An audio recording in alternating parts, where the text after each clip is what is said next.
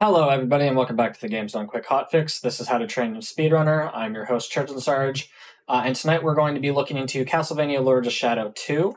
Before we get into that, just a few quick announcements. SGDQ 2022 on-site volunteer applications are open from now until April 20th. So if you're interested in becoming either a camera ops volunteer or a volunteer for one of the other almost as fun positions, you can go to gamesdonequick.com for more information on that. And if you're ever on YouTube right now watching, you can go to twitch.tv/gamesdonequick for all of our live content. We stream, we have shows pretty much every day starting at 7 p.m. on the weekdays and 1 p.m. on the weekends. And if you are here on Twitch watching, if you like the content that you see, if you like the first step 4, any of the other shows, if you could consider subbing, your gift subs, Prime Gaming subs, and your bits all help support the weekly content. It helps us keep making these shows and supports the channel.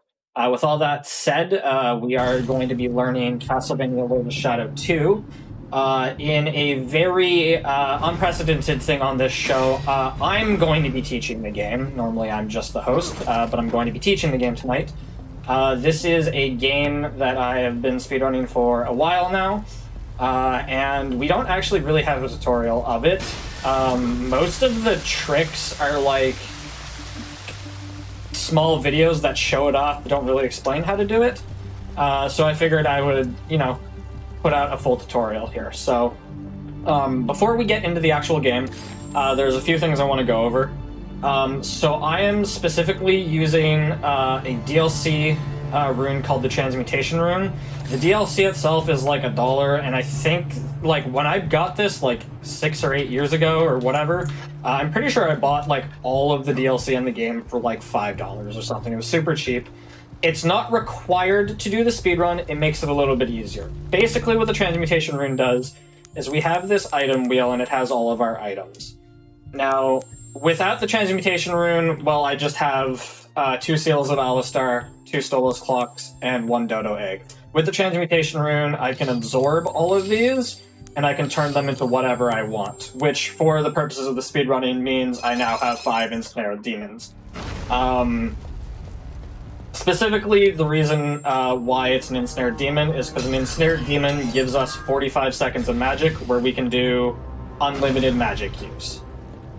For movement in the game, the fastest movement tech is actually something I can't show you here. It's only in stealth seconds.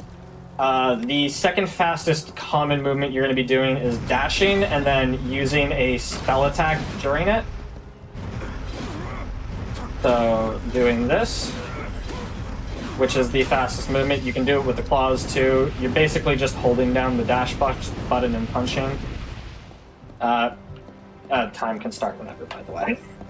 The regular movement outside of that is just going to be dashing if you don't have magic, which will be for a little bit of the first part of the game. Other important things, so combat in this game is a little, for the most part, outside of specifically using certain spells. So I guess this move here is called Whirlwind. I am using an Xbox controller. I will try for the most part to use terms that are universal. So you would hold down your block button instead of your left trigger, because I don't know what the buttons are on PC.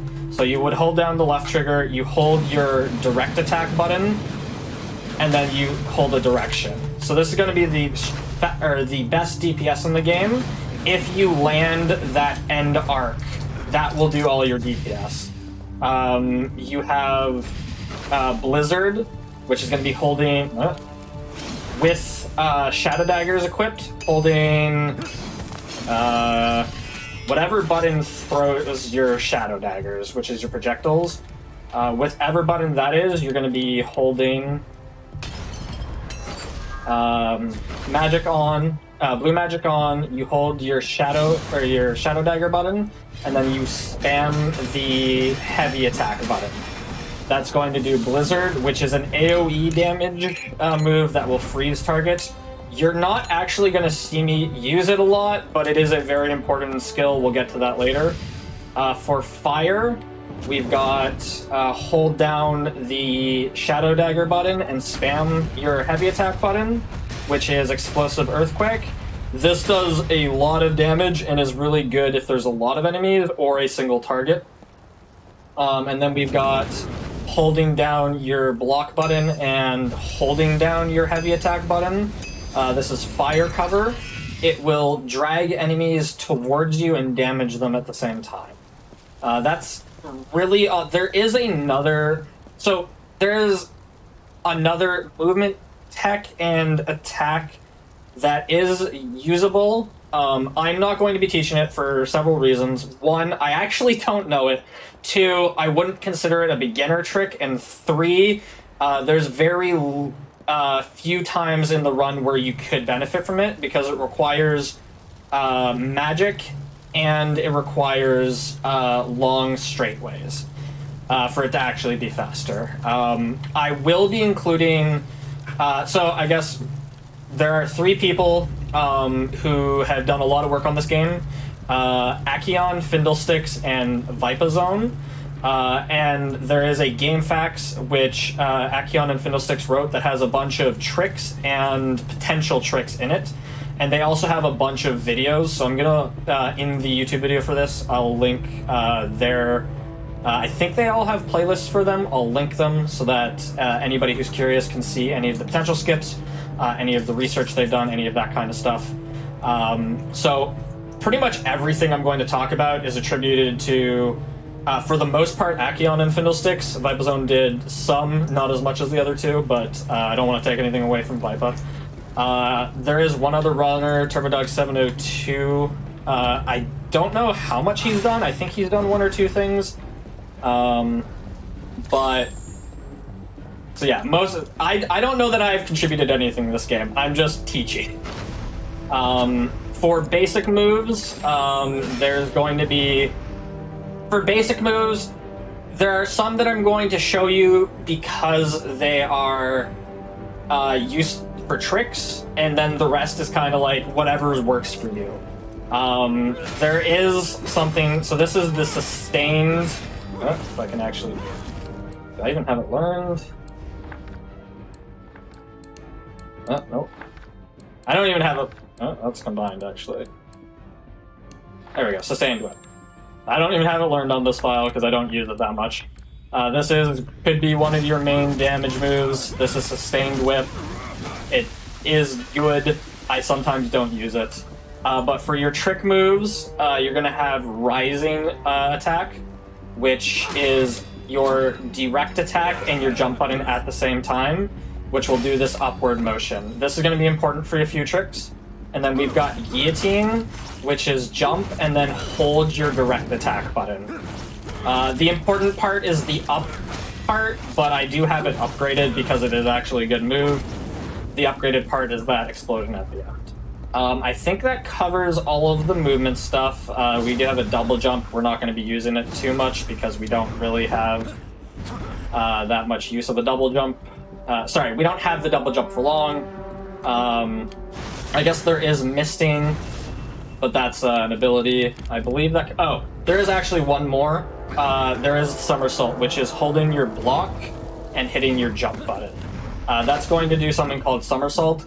I don't use this in combat, though I probably should. This is used for animation canceling. With all that said, I can jump right into it. So this is New Game Plus. You don't necessarily need to have all of the unlocks to do New Game Plus, though it is helpful. I'm also not going to be showing any of the locations for any of the upgrades, because I literally got them 6 years ago. I have no idea where they are. With all that said, we can jump right into the game. This does have a lot of cutscenes, which you can skip most of them by just hitting start. One important thing to note, when you start New Game Plus, it does put you in Prince of Darkness mode, which is the highest difficulty. So you want to make sure you do turn that down to Twilight Night. You could play on the highest difficulty if you want to. We don't. It's not necessary. Oh, actually, there's one more important thing, which I just noticed. please play without QTEs on. The QTEs in this game are obnoxious. Don't play with them.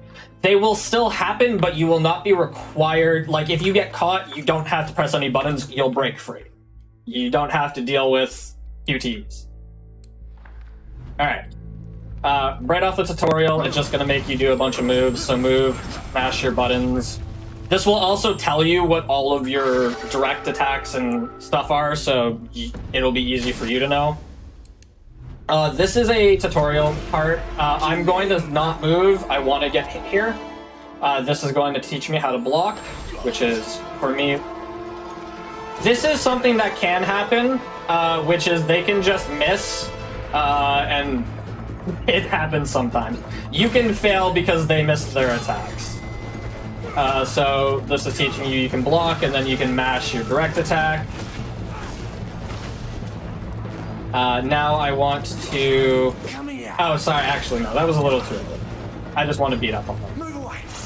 I was trying to force the recovery, but that's not the correct time. Now it's going to let us dodge, so we can dodge. Sometimes this will just fail even if you dodge. So now I want to beat them all up so that they're almost dead. I actually killed that one. And the reason I want to do that is because if I kill one, more will spawn. And I want to hit them just so that it'll give me the... I want to hit them until it gives me the prompt that I can feed on them. Which is kind of like the execution move. Sometimes it'll give it to you... There we go. Sometimes it'll give it to you really early, sometimes it won't. The reason I want as little enemies on the screen as possible is because there will spawn till 4s on the screen, unless you've done this, in which case none will spawn. So if you just kind of beat on all of them equally, you reduce the amount of hits you have to do. Again, it is not, like, super consistent. Also, I'm not finishing them anymore because finishing them is really slow. So now that we've cleared that out, we're going to start being taught how to use our magic. So the first one is going to be the Void Sword, which, I mean, I kind of already showed. So like I said earlier, this is actually like... Actually, I started saying it and then I finished it. So this is like a flashback where we have our powers, quote-unquote, but we don't. So I can use the Void Sword, but I can't use any of the magic I was showing you earlier. So the fastest way to do damage is going to be holding your direct attack, and then once you do that first big hit, you just mash it. Then we're going to do the same for fire magic, which is holding your direct attack and then just mashing it. You can actually knock... For this one, it's a little easier, but they want you to break the shield. But when there's one enemy, you can actually dash into them and knock them over, and then try to get around damaging their shield and just damaging them. For this one here, it's just beat them up. I guess I should have explained specifically what each of the magics do. So Void Sword, the blue magic will deal less damage but heal you, and the fire damage deals more damage and breaks through defenses. So we're done this little part of the tutorial.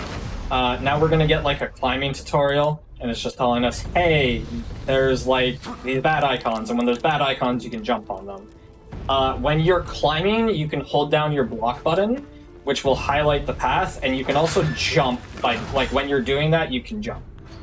Some of these cutscenes aren't skippable, so like that one was not skippable. There are some later on that do get really long. And they are unskippable, which is unfortunate, but here I'm just kind of moving along. We're going to get into another cutscene here. Floor-wise, actually here, this is important. You want to block this one as much as possible. That's not blockable. He's doing no attacks that can be blocked. And that didn't work, because I blocked too early. There we go. So you actually do have to time your blocks. So the most damage you can do to this, I almost said Warrior of Light because I've been playing too much Final Fantasy Trading Card Game. Brotherhood of Light. There we go. This Brotherhood of Light Warrior, the best damage you can do to him is by blocking him. He didn't actually do the pattern I was hoping to show, but we will fight him again later, so I can show the pattern then. But basically, he can, like, jump away, and it's really obnoxious. So we'll show that off in the second fight. Here, it actually really doesn't matter what you do. Killing enemies doesn't matter. It's all on a time limit. I don't even know that jumping there matters. I just kind of do it because it's slow if you don't. Because it kind of slows down a little bit to be like, hey, you messed up. At least I'm pretty sure it does. Anyway, again, none of this matters until... None of this really matters because it's all on a time limit. I have to wait for him to punch the wall like 3 times. Yeah, there's like a dozen. There's like a few dozen FFTCG players.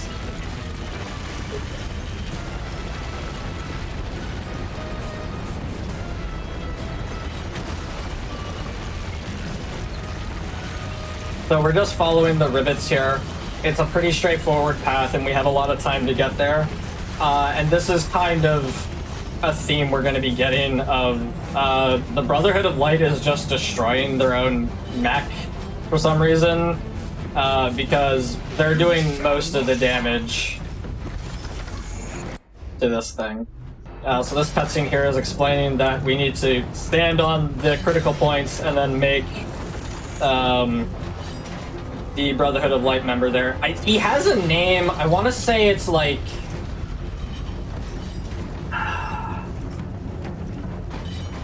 It's either like Ronald or an F starting name. I don't remember. It's not super important because he's dead now. We're just climbing up here. He's taking pot shots at us. So if you ever fail on any of these, you're gonna go back to the beginning. So you want to make sure you're actually, like, you want to make sure this finished very recently before you go through, otherwise you'll have to redo the entire thing. Once you're up here, this is gonna be a pretty similar theme for the first 20-ish minutes of the run, which is that these, like, it doesn't matter if you kill these or not, as long as they don't get in your way. So I want to try and... I did break the side one first. It doesn't super matter if you break them, like, in order, but you want to try and break the middle one before the last one, because we want to break the last one and dash into the middle so that we can interact with a... interact with the door. I don't know... Is it Roland? Pretty sure Roland is Borderlands. Anyway, none of these units actually matter. I'm just beating them up because I'm bored. We're gonna stand here, and we're gonna dash to the middle, and we dashed a little too far, but I think we can still get the D prompt off immediately. As soon as this very long cutscene is down. Yeah, we still get it down. Because it's a very long range, apparently, as long as you're near the middle. This part's pretty straightforward. You're holding your dodge button and jumping. So, I was jumping, which I actually shouldn't have been, which I guess is a great note. If you get in the middle, you don't want to jump, you just want to move over before you jump. You can slide down here once to make it a little bit faster, and then just jump over. So there's a little bit of like a pause up here where he still attacks you, so you want to just like dash in the middle as quickly as possible to get this cutscene going, and then it's another minute or so of just wailing on Brotherhood of Light members while the boss guy up there destroys his own ship. There is not a lot going on. I don't really... So, basically, not that it's really relevant, because there's not a lot of units like this, but I'm basically just trying to, like, get over their shield by doing that. It's not really going to come up a lot. The most important thing about these sections is that you don't miss one of the arrows being shot. You want to make sure it won't lose a lot of time, but it does lose like 10 or 15 seconds, which is pretty easily avoidable if you are careful. Now that we've got this down, we're going to be going into the second stage of the boss fight, which can be a little obnoxious because he can just kind of like jump repeatedly. We're gonna dash at him immediately. He's just evaded. There we go. He attacked, but I was in an attack animation. If you miss the first block, you can block the second swing, like I just did. And I'm trying to stay very close to him, because sometimes if you're very close to him, he won't do that. This is the start of a very annoying jumping away. So he'll do both of these, and he'll always do these two moves in order. You want to do heavy attacks, so holding your direct attack and then mashing it afterwards to break his defense there. And now I'm basically just trying to wail on him so that he doesn't run away. Because if he starts jumping around, I'm actually probably going to kill him before he starts jumping around. Maybe? So in a speedrun, you don't want him jumping around. I actually kind of want him to jump around so I can show what to do. But there we go, okay. So you don't actually want to run at him right away, because if you get too close to him, he'll just take off immediately. So you want to kind of hang back before you run up to him, because otherwise he'll just keep jumping and jumping and jumping, and then that wastes a lot more time. Overall, I mean, that would have been a really good fight if I wasn't trying to make him jump. We're going to get a bunch more cutscenes. We're going into the present-day world now, so we are in modern-day Castlevania City, which is a city made over the ruins of Castlevania. Yeah. I really like this game. The story is not, A, not something we're going to talk about, and B, has some problems with it. I mentioned TurboDog702 earlier. He has a really good explanation for it. It's just unfortunate that it has to be like a fan theory instead of in the game, but that's where we're going to leave it. So we're going to follow this young ghostly apparition here. You'll notice that this street is fairly lively. It's got, I don't know, like 8 or 10 humans. Get a good look at them, because it's the last time you'll see humans in this game. It is called, as far as I am aware, it is called Castlevania City. I don't think I made that up. Pretty sure that's what it's called. I'm pretty sure once we get to a map room, it'll just say Castlevania City. Anyway, this is, we're old, we're powerless, we are weak, so we're supposed to lose here.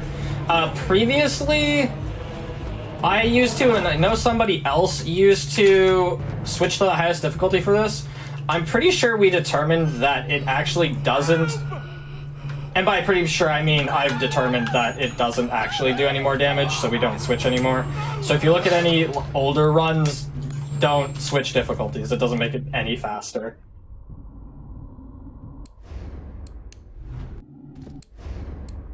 Alright, so that was the last time we'll see humans. This is Zobek. I guess technically that's not true, but they're evil scientists. I actually forget that those are actually humans in the scientist costumes, because everything else associated with the company is, like, demonic, but anyway. So now we're actually back to being able to have full power, quote-unquote. And it's going to tell us about our travel book. This could be useful, or this is useful in casual, and I guess if you don't quite remember what to do, I don't have any use for this page. You might find the map useful, but here, like I was talking about earlier, if you like Sustained Whip, if you kind of want that, you can buy it. But what's really important here is Somersault. And then the other one that's important is guillotine. You don't need to upgrade it, but I'm going to upgrade it just in case I do need it for combat. And then we're going to come over here. So the first thing we're going to try and do here is a somersault cancel. You're going to be seeing this a lot. There are a few things to note. There are a lot of times that you can do a somersault cancel and it actually isn't faster. There are some levers, I believe there are levers that are connected to loading zones that could cause a crash or a soft lock if you do them. I don't remember which ones they are. I tend to only animation cancel ones that I know won't crash. Unfortunately, there's so many places to animation cancel that I just don't remember them all. I know this one is fine though. So in order to do an animation cancel, like I said earlier, you hold your left button. Well, so in order to do a somersault, you hold your left button, your block button, and press A to do your somersault. Now, to interact with the thing, you want to press the B button, which it will maybe show the prompt. Here we go. To do a somersault cancel, you want to hold down your dodge button, and you're going to press the A button for your somersault and the B button like half a second afterwards. You're basically like rolling your finger from the A to the B button.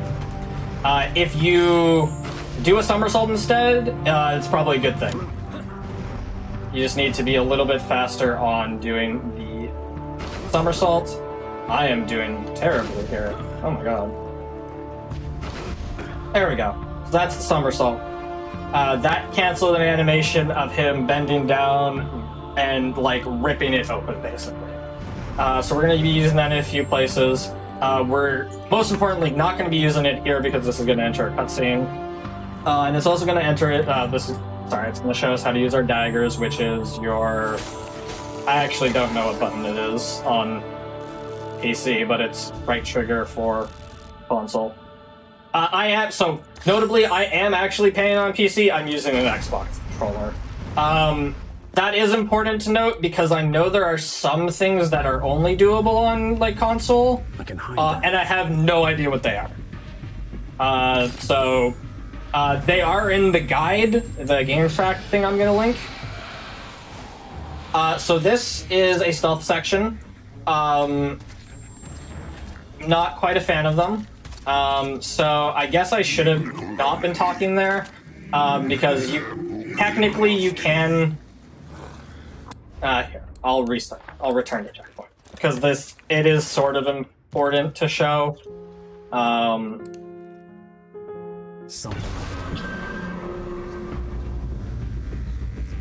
can hide that. So those Gulgarian guards are invincible. And the bane of speedrunning existence for reasons we'll get into later. But you can't kill them, you can't hurt them. They're actually like God. So it is sometimes possible to cut this corner. If he stomps on you, well, you waste a bit of time, but then you'll be able to go through. The other option is going around.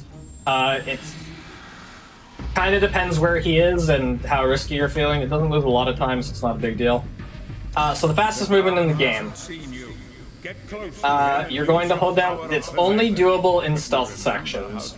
You're going to hold down your dash button and then mash your shadow dagger button.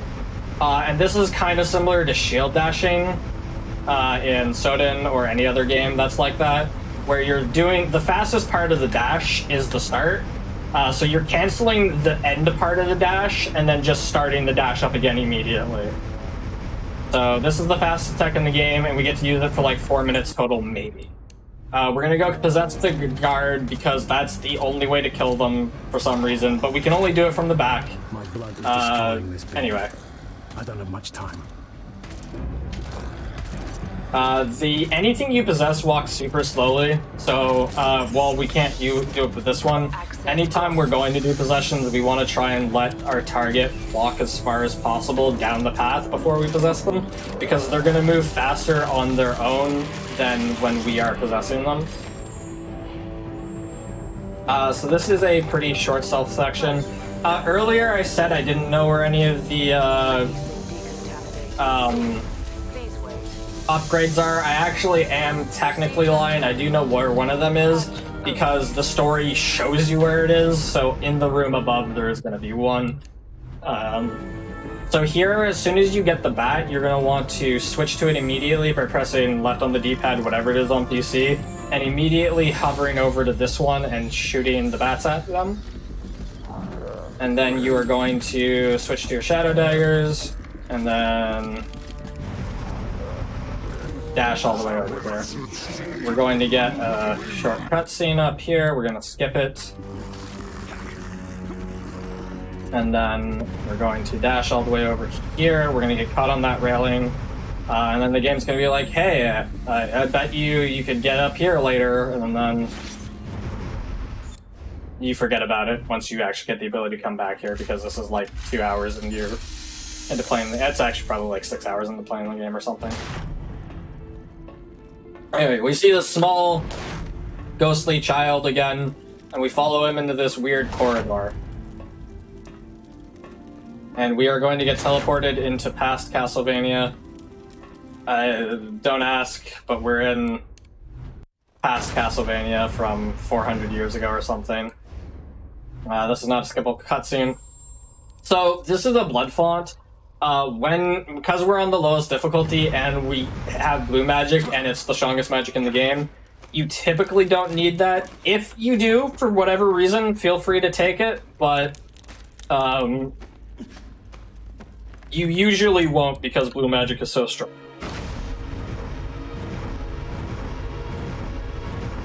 So this is, I'm pretty sure this is one that if you try to animation capture, it'll crash. I'm not 100% sure.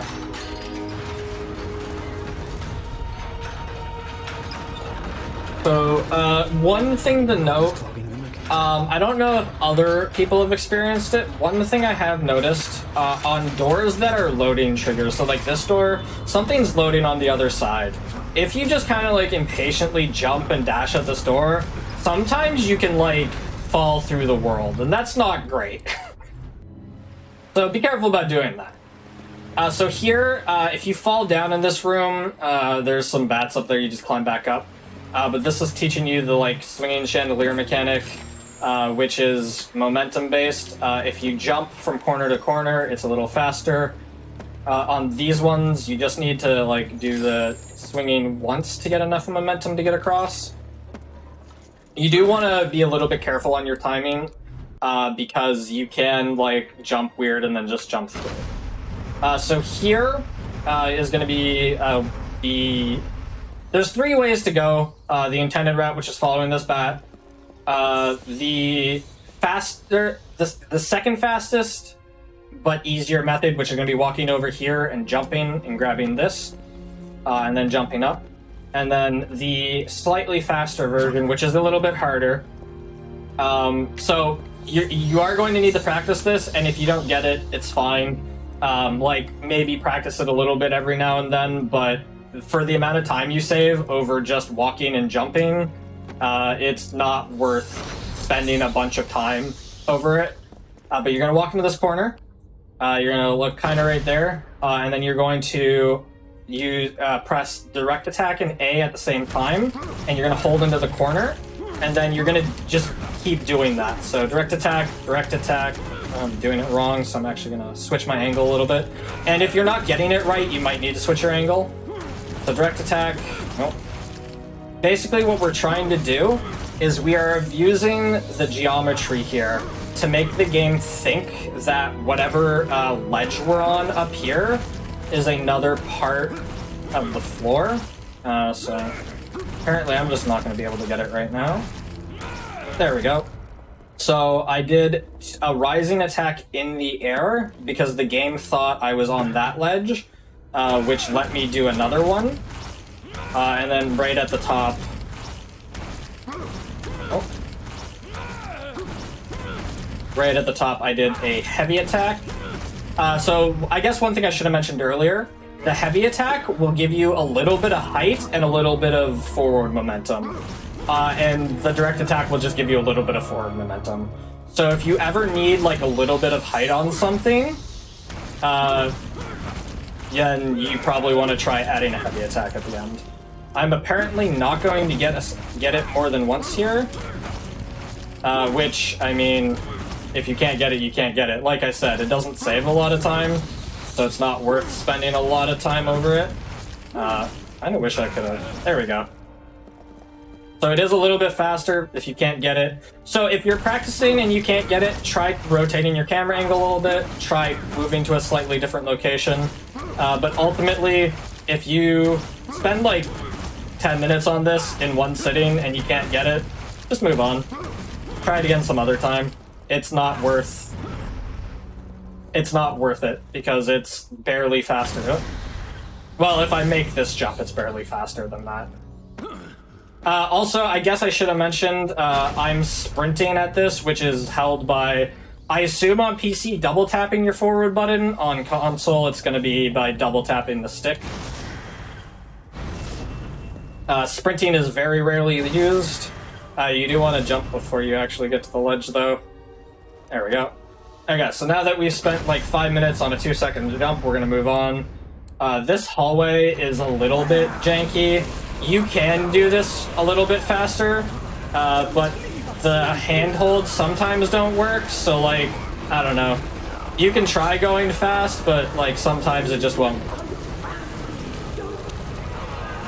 As soon as we get up here, it's going to be the first boss of the game. I guess technically second. The first one is actual Dracula, and we now have our Void Sword again. So we don't actually have full power yet because we need... There's like a gemstone that this creature has that unlocks the full power, but we do have access to Whirlwind, which, like I said earlier, is the best attack in the game, and also we can use it on this boss for about 2 seconds. Because this boss has a gimmick. It's trying to teach you mechanics of the game. I wish it stopped trying to teach you mechanics that you're never going to see again, but that's beside the point. So the only place that you can damage it is the blood. We're going to hit it 2 more times, just to get a little bit more magic, in case we miss our...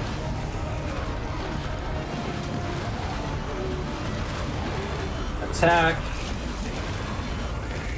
Like I said earlier, it is the strongest attack in the game if you position yourself such that the end of the spin is right over the hitbox.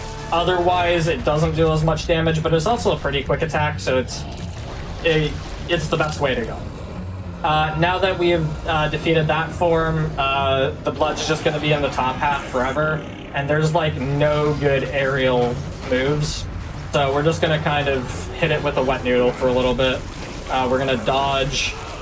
You want to be careful of the... Basically, because of all of its obnoxious moves, you want to do like 2 or 3 hits and then dash away. You also want to try and not hit the bottom as much as possible, because it'll give you a very, very slow message being like, hey, why don't you try hitting the blood, because the stone can't be damaged. Anytime you get a message in this fight, it takes like forever, so you want to avoid them as much as possible. If you can avoid getting hit, you'll avoid some messages, so feel free to do that. This is the message. Yep, very slow. I just want a game, but the game wants to yell at me because I accidentally hit the feet. Also, getting frozen is bad. Don't get frozen.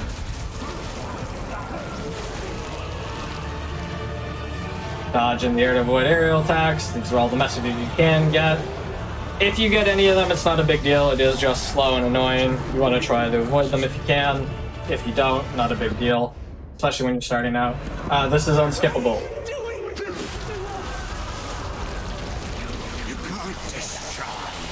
A decent amount of the cutscenes, like the boss cutscenes, are unskippable. I guess because they want you to watch the boss die. I wish all the cutscenes were skippable. That's just... so from here, you want to dash over here to grab this, and now we do have access to all of our magic, or blue magic skills now. The only skill we care about in blue now, unless you're doing mist dashing, which I'm not going to be teaching, is Blizzard. You don't technically need to learn Blizzard right now, but you will... you want to learn it at some point. You don't want to forget that you still need it. So you want to come in here. You can fill up just enough to shoot the water. You can fill up a lot.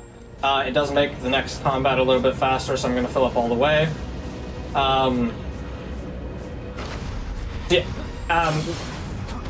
Just learn Blizzard whenever you want, but make sure you learn Blizzard before you get to a part where you mess up because you don't have Blizzard. We'll get into that later. There's a very important trick with Blizzard coming up that is super. So this is going to introduce us to relics. Now we can actually get item drops. Breaking things can... Oh, sorry. Anytime you're in the book and you want to get out, if you press your heavy attack button, it'll just close. So now that we've been introduced to relics, if I hold the item button, you'll see that I now have this, but all of these are locked. As far as I'm aware, specific items don't become unlocked until you get them. So like now that I broke that, I have a Stolas block. And that's a second one, I think. If you don't pick one up before the Chupacabra shop, that's where you'll unlock everything. It's not like super required to get Instant Demon before then. It would be kind of nice, but you don't have to break these things. I'm kind of just showing that items can drop from them. Typically, I don't really break anything. I just kind of deal with having crappy magic. But you can break stuff for sure, especially if you have the Transmutation Rune. You can just kind of stock up on items like that. Here, anytime they move to the center, you want to step forward a bit, and then just dash or press your heavy attack button to knock them off. Because really, one attack will knock them off of Trevor. So from here, we're just whirlwinding, because it's strong. It does kind of knock them up, but it's still very strong. They spawn, I think it's like 3 waves of 2. Maybe I'm wrong. Maybe it's 4 waves of 2. I don't know. Just kill them until they go back and try to hurt Trevor again. It's not going to be this one, though. This is just an annoyance. So step forward, hit Y, and then go back to just whirlwinding them. I can't believe I actually didn't kill that one. So I'm not really doing it on this one, or on this fight, because they get knocked up anyway, but you do... There is kind of a rhythm when you're fighting bosses to using Whirlwind and then dashing. You'll kind of, like, as you use Whirlwind, you'll figure out the range from it. And there's kind of like a rhythm of, like, whirlwinding and then dashing at a specific angle so that you're perfectly a whirlwind away from the unit. And by perfectly, I mean close enough, because I certainly can't do it perfectly.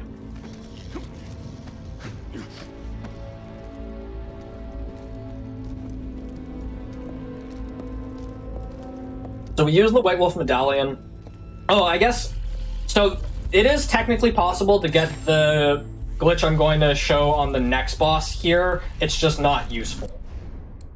The reason being is that you have to drop it during every stealth section, which is something I can show off. But because we're about to enter a stealth section immediately, the glitch wouldn't be useful. There's a few other reasons why it might not be useful, but I will get into that extensively after I show off the trick and how to get it. I believe you can actually animation cancel that White Wolf medallion, but it is a little bit difficult. Although it does save a little bit of time if you can get it off. I forgot about it there. So you want to switch to magic. Actually, I think it doesn't matter. You want to switch to it after. You want to be on Shadow Dagger, and you want to freeze that creature so he doesn't, or it doesn't, like, I think it's like a scream at you or something, and then you freeze the waterfall, you come over here. This is going to be a slight trick. So I would just dash over here, but when you're starting off, you kind of just want to walk forward until it's targetable. And then when you're in a spot where you can target that and dash over there, you're going to target with a shadow a blue shadow dagger. And then as soon as you let go, you're going to dash over to the rat transformation and hit B. And what's going on there is you're skipping. There's an animation where this vent freezes and shows that you can go through it. But that plays on, or so the transforming into a rat plays over top of that animation. So we get an animation skip there. It's not super important. If you miss it, it's a few second time save. It's not really worth struggling over. In these rat sections, there's not really much besides just practicing them. There are 9 rats, so if you die with a rat, you'll spawn as the next one back, which I can show in just a second here. This upcoming... so most of these rat sections are very straightforward. This is the only one that's kind of weird. This hitbox on this is misleading because it's active afterwards. So, like if I go right now, it's still active. Also, this is what happens when a rat dies. So you want to wait for that to go off, and then that to go off, and then you jump. So from here, we're going to get a cutscene, and we're actually going to, as soon as we get this saving icon, we're going to return to checkpoint. This is going to do, it's going to save us backtracking. It's basically going to bring us back to Gabriel, which saves us backtracking and transforming. And then we're going to dash over here, we're going to select the bat, we're going to throw it to this guard, and then we're going to dash over here, possess the scientist, who is technically a human, I forgot about it. He's just okay working with whatever that giant demon thing is, so... and we're going to enter into a small battle before our next boss fight. Our goal in this next boss fight, especially if you didn't take the time to refill your magic earlier, or more than enough to just shoot a dagger to freeze the waterfall in the vent and progress. Our goal here is going to be getting hit as little as possible and building up our focus so that we have as much magic as possible for the next fight. This is also where, if you have an ensnarled demon, it would be really great because you can just guarantee you can get the glitch. Well, I guess not guarantee, but it makes your life a whole lot easier. So basically what I'm doing here is I'm just like hitting a unit and then dashing away, hitting another one. That's actually a lot of magic, so I'm not super worried about it. Also, if you can get away with it, try and break some of the things in here. Because they can spawn. I'm gonna go ahead and just start hitting them. If you can like break some of these things, they can sometimes drop things. If you're just starting out, it honestly might be worth it to just break as many things as possible and get an ensnarled demon here. Because otherwise you're going to have to probably stop in the fight, so I'm not going to get it. You're going to have to stop in the middle of the fight to get more magic, most likely. As soon as you kill this fourth one, we're going to switch into the boss fight. So, right off the bat, I wasted a little bit of magic. You want to hold your frozen shadow dagger to freeze them when they pop up. And then you're going to basically just whirlwind for a lot. There's not too much to boss fights with whirlwind because whirlwind's really strong. You just kind of get yourself in a position where whirlwinding is going to be at max damage, and then you just do it. I am looking at her health and my magic, and I actually don't want to. I'm going to be very careful for this so that I can show it off, because I'd like to show off getting the trick here. So you want to have, you honestly probably, at least when you're starting out, either an ensnarled demon or like a full bar of magic. If I don't actually get good focus here, I am probably just going to restart this fight just because I want to show the trick here. Because it's very hard to pick it up later. So I'm also making sure I'm looking at her health here, because I want to get her low, but I don't want her red bar to be gone. So now I'm going to stop hitting her, and I'm going to pause and explain what I'm about to do, because this is very important, especially on this fight, because there's no chance to return to checkpoint and try again. The instant you kill her, it starts saving, and your checkpoint is afterwards. So what we're looking to do here is we're looking to kill this boss with Blizzard as the last tick of damage. What's going to happen is the game is going to transition immediately to a cutscene which doesn't turn off the Blizzard flag. So if I kill this boss and any other time you get a landing blow that immediately transitions to a cutscene, you get what's called the Infinite Blizzard glitch, which I will explain more a little bit after, but what's important is now that we've got her low, you walk up, you hold down your heavy button, you don't do that,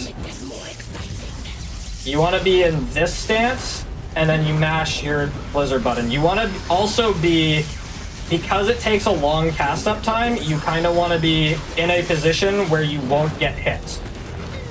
Blizzard does not do a lot of damage, so you have to be A, careful that you're actually in the position to cast Blizzard, and B, that you won't get knocked out of the cast. It is pretty difficult, which is why you want to have at least a bar, because it's possible that she just walks out of the thing before you can cast it. That did a decent amount of damage.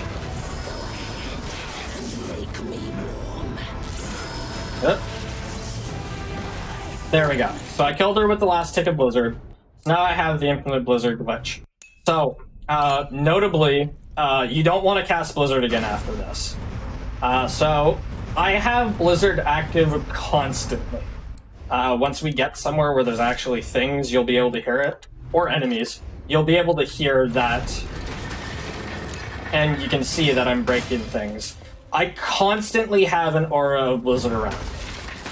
So that's going to do a few things. A, it's going to make a lot of things easier. It does mean I can't use Blizzard anymore until I drop it, which is fine because Blizzard is slow. We just have it constantly. This is going to make a lot of things a lot easier. We have a constant AoE bubble around us that will freeze enemies, heal us, which is pretty good. There are a few notable things. As far as I am aware, maybe Findle or Akion knows a little bit better, but as far as I am aware, that is the only cutscene in the game that will guarantee what is called the good Blizzard. The difference between good Blizzard and bad Blizzard is bad Blizzard is like a 50. I don't know that it's 50-50, but anytime you get Blizzard outside of that cutscene, it has a chance to be bad Blizzard. And what bad Blizzard means is that you can't get magic because... Oh god, you can get bad Blizzard off? Okay, I have bad Blizzard. So I have bad Blizzard, which means I'm gonna have to drop it at the next boss. So what I'm actually gonna do is show the second place you can get Blizzard if you miss the boss, which is this fight right here. Apparently that boss can give you bad Blizzard. I didn't know that. The more you know. It's very unlikely you'll get bad Blizzard off of that. I have no magic, so I'm gonna have to beat on these. So you really want to hope that you get good Blizzard there, because this fight takes forever without Blizzard, and it really blows. And also because doing this fight without Blizzard, yeah, doing fights without Blizzard suck. But I guess we're gonna try and get enough magic to do this fight, and get the Blizzard glitch. I was just gonna casually mention you can get Blizzard here, but now I actually have to get it. And I guess we just hope it's good Blizzard. What's gonna happen if it's not good Blizzard is I'm gonna have to show about 30 minutes of speedrun without Blizzard. Or I guess reset this until I get good Blizzard. I don't particularly want to do that. I guess it'll be nice to show off how to do it without Blizzard. It'd be a little annoying. I'll just have to mention all the things that you would normally do with Blizzard. The reason this unit is annoying is because you can't hurt it from the back, which is why it's really great to just have Blizzard and then you just wail on him because he's frozen. But anyway, I'm just gonna wail on him.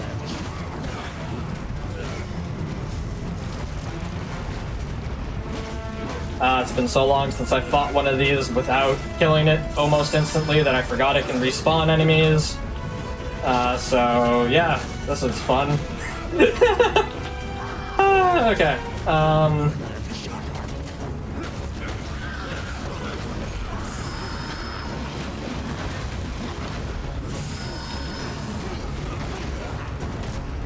I'm afraid if I do it, I'll actually kill it.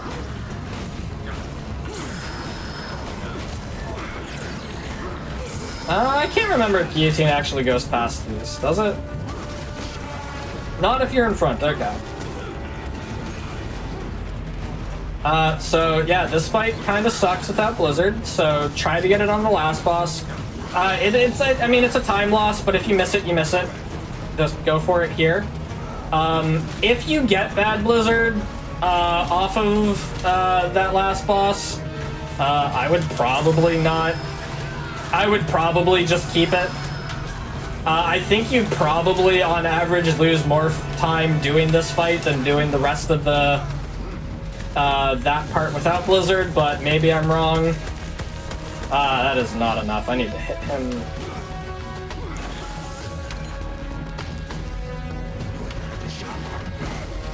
I think that's enough now. Actually, do I need to make sure they're dead?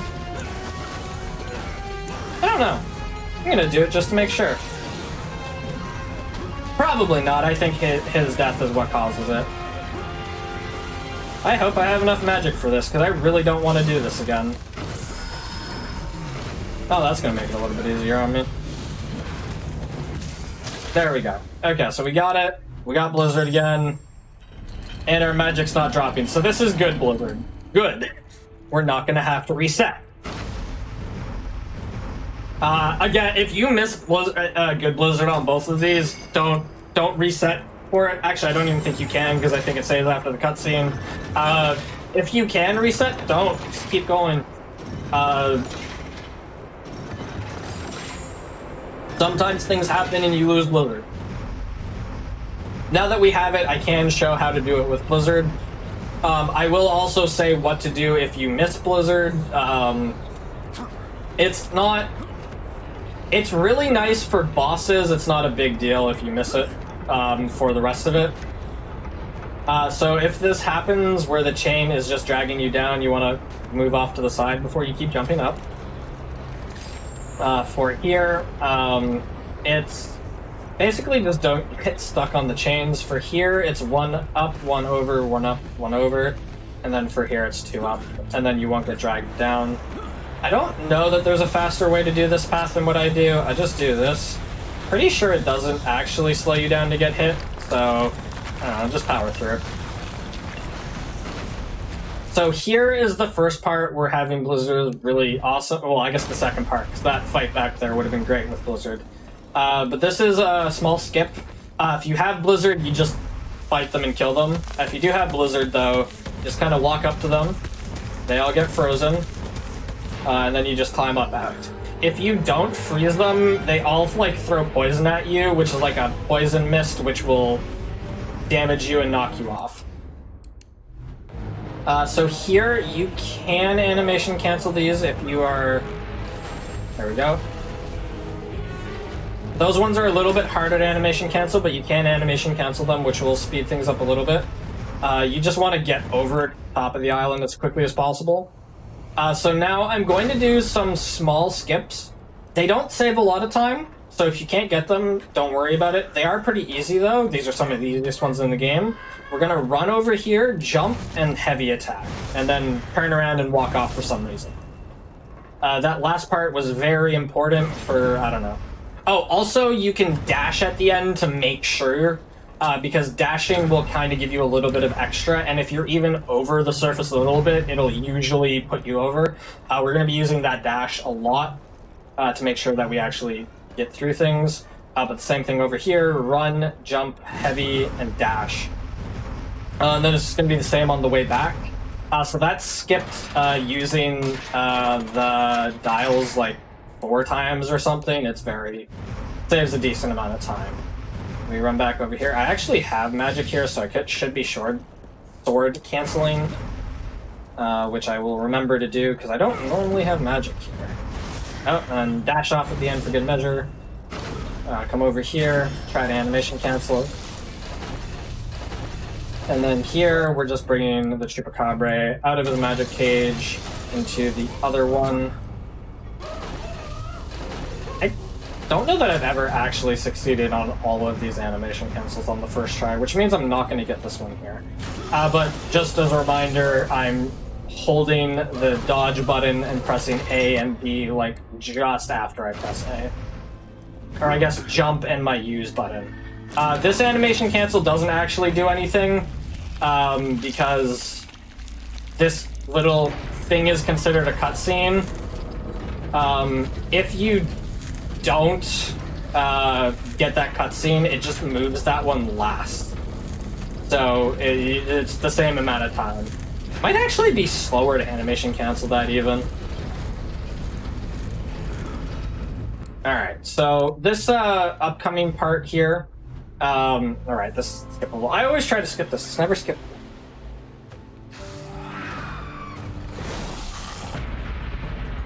There is a small path divergence here.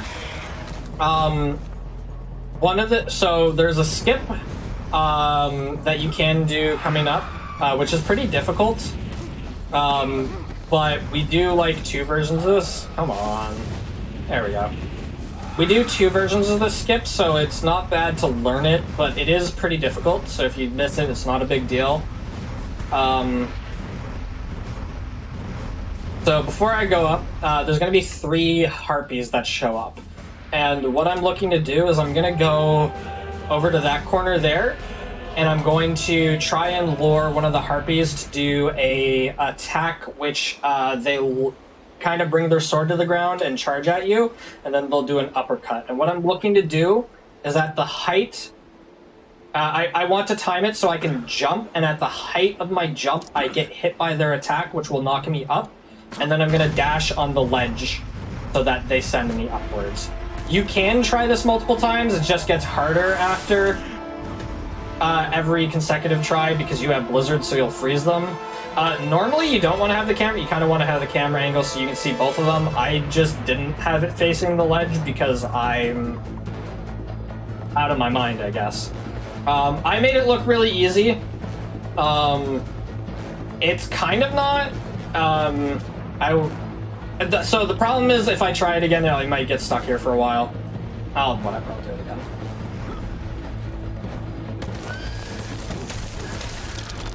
Yeah, the problem is normally they don't do it for a while after that first one, but we'll try it again. And then if this says... whatever. Alright. Well, I'll just show the other very slow method. Whatever. Alright, slow method it is. So this is the other method. It does technically skip a fight later on, but this fight is slow enough that you don't really want to take it anyway, even with Blizzard, because it's 2 of them. The reason why this is technically a skip for later is that because there's 2 of them, you're going to get 2 keys, and you only need 1 key here. So you have an extra key for an upcoming fight with them, where you can just freeze them and then use the key. It is slower overall, so if you can get the trick I just showed, you should use that one instead. But if you can't get it, this is the route you're going to take. This fight is a lot better if you have Blizzard. Ooh, we got an ensnared demon. And this fight is better with Blizzard, so having Blizzard is better than not, but it's not super important. You can get through without it. So this is the slow way. With Blizzard, it's not bad. Could be worse. I do have a little bit of magic, so I should be doing this. You can animation cancel this. It doesn't really save a lot of time. Also, for the record, when I say you can animation cancel this, I'm actively trying, so even I'm not perfect at it. So if you can't get it consistently, don't worry about it. It's easy to miss. So if you had If you have bad Blizzard, you are going to be required to drop it here, because you need magic to beat this boss. So if you have bad Blizzard, once you get to this point, return to checkpoint, you'll spawn right here, you won't have Blizzard. Anytime you return to checkpoint, reload the game, anything like that, you lose Blizzard. So since we have Blizzard, we're going to want to come to this corner here. For whatever reason, this corner is the only corner where Blizzard doesn't interfere with you using the Chaos Magic to break that. Any other place, it'll just, like, cancel out the effect, basically. So now that we're here, you're going to notice a few things. Blizzard's actually already at 100 because we've done a lot of additional fights. But you'll notice I'm getting Blizzard procs off. Anytime Blizzard shows up in the top, that means Blizzard is actively being applied. What that means is that we are hitting the boss in times that it doesn't really expect us to, which will be a problem in one of the later stages, and I will get to that in a moment. But it's kind of like making the AI react weird, which is one of the important things about this, is it kind of messes with the AI, and it makes it do things it wouldn't do. So, this is very important. Earlier I talked about how holding down your block button while you were climbing was really good. Don't do that here. If you have Blizzard, do not do that, and actively hold whatever direction is towards the creature while you climb up. Do not jump, just press the direction that it wants you to go in, and also hold towards the creature. You do have to jump here, so jump here. The reason why I'm saying this, and the reason it is so important that you don't hold down your block button and you don't jump, is that this boss is very volatile because we aren't supposed to be able to hit them while we're in that state. While we're climbing up on them, they shouldn't be able to take damage. And since we're damaging them, the AI has no idea what to do. It is very possible that if you do that, you will get yeeted into the void, which, besides being time loss because you got yeeted into the void, you lose Blizzard, which, if you have Blizzard right now, you don't want to lose it. So you have to be very careful when you're doing those climbing segments.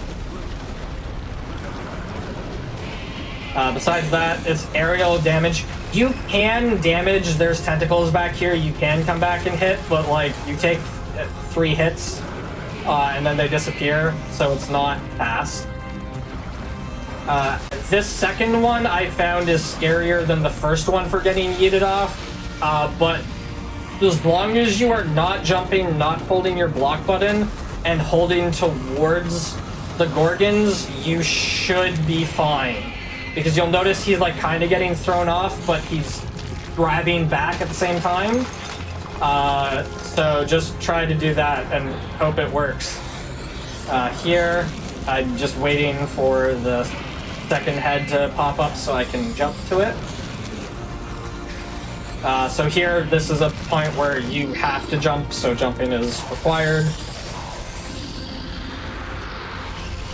Taking down the second part of the, or the second head.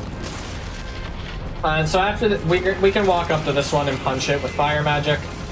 You can technically do that for all stages, but for this one here, as soon as this happens, you want to pull out your shadow daggers, because this is a quick kill. The boss will die. And now we immediately pick up the primordial gem. And now we have access to all of our fire magic. Which we can actually go ahead and learn now, since there was no need to learn it in the fight. Which is going to be... I don't know why I left that. We're going to learn Fire Cover and Explosive Earthquake. And then that's all the skills we're going to learn for the rest of the game. Unless I missed one, in which case, well, we're going to have to learn that. So you throw a Chaos Bomb from here, open up the way. And then we're going to backtrack a little bit. So normally, you're not going to stop.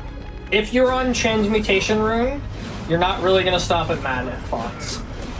For the upcoming area, I actually have enough magic, so I don't need to stop at all. but you do want to have a little bit of magic for the upcoming area. So have like half a bar of blue and just under half a bar of red, and that should be enough to get you through. I almost just dashed off. But normally, so you will stop to get like a tick in whatever your preferred dashing skill is, but otherwise you don't really care. So now I'm going to show. So if you did the route where you got a second key, you would just freeze them, walk over here. The skip only works if you have Blizzard, actually. If you don't have Blizzard, you can't do this. But this is how you would do it if you had acquired the second key. You would just go up there, keep them frozen. Since I actually have the second key, I'm just going to go ahead and skip this. This fight is just having them frozen and then using magic. Since I have this key, I'm just going to go ahead and use it. Well, if this guard lets me. Now that he's here, he has no choice but to let me.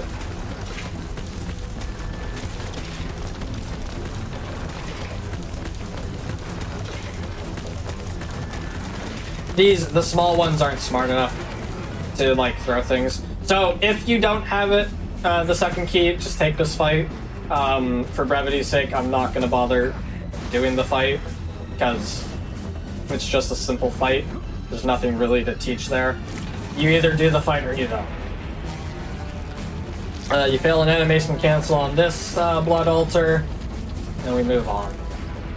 So if you hadn't have acquired Ensnarled Demons up to this point, this is the part where we are going to acquire them.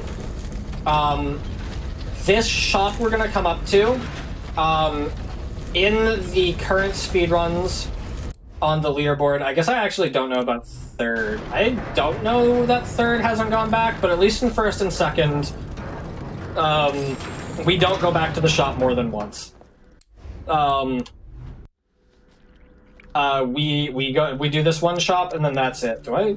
A pleasure doing business with you, sir.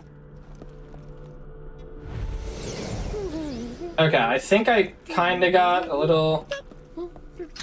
I think I have 3 tiers already, so that's kind of unfortunate. If I would have remembered that, I would have pulled. But I have more than I would at this point, so that doesn't matter. So... yeah, because there's only 2 of these. Unfortunate. Okay, anyway. So, if you feel you need to come back to the shop at any time, they will have 3 of each of these items. I personally don't see why you would need to use any other items by an Ensnarled Demon, but if you for some reason think you need them for whatever reason, like you might need health in the middle of a fight, you can get a Tear of the Saints, you can use whatever the hell these 2 do, because I actually don't know. You can use whatever these are if it needs, like if it helps you in a fight, you can use whatever you want. For the purposes of the main speedrun, these are the only thing that matter. If you're in, if you're not using the Transmutation Rune, and you want to come back here at any point to get Ensnared Demons just to make sure a fight goes well or something, you have enough magic, you can do this. Typically, you would be stopping at the magic fonts every time you need magic, but you can come back here.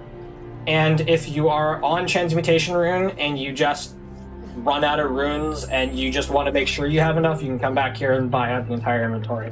But that's exactly what we're going to do. You just buy out everything. Typically, you don't have 3 of everything, so you're buying 15 items. I do have 3 of those because I actually spent some time grinding for them just to show off. But you buy out these, and that should carry you through the end of the game. Sometimes things happen and you use 1 or extra, not a big deal. Like I said, you can hit things for some, sometimes enemies will drop them. You can use magic fonts, whatever you think is best. The fastest way is going to be going to the shop once and then calling it a day. But when you're learning, do whatever you need to do to make sure that you're learning the game. But now, if you go into this inventory, you'll see I have 5 of these, 5 of these, 3 of these, 3 of these, and 4 of these, which means that I have, for my intents and purposes, it means that I have 20 Ensnared Demons. It also means 20, right? 5, 10... okay, I did math correctly. Okay, good. We also got a Talisman of the Dragon. What this does is it clears a health bar off of bosses, or it'll clear all the enemies on the screen. There are several places you could use this. I use this on the final boss immediately because it clears off a huge chunk of its health bar. There are other places you could use it. I'll mention the more, the ones that have been talked about. There might be other places you want to use it. You feel you need to use it. Feel free to use it wherever you want. You can technically get drops off enemies, but it needs like 3. I use it on the boss, so it's just, that's what I do. I will mention the spots where you could use them to make things easier, because to be perfectly honest, it is the safer route. I just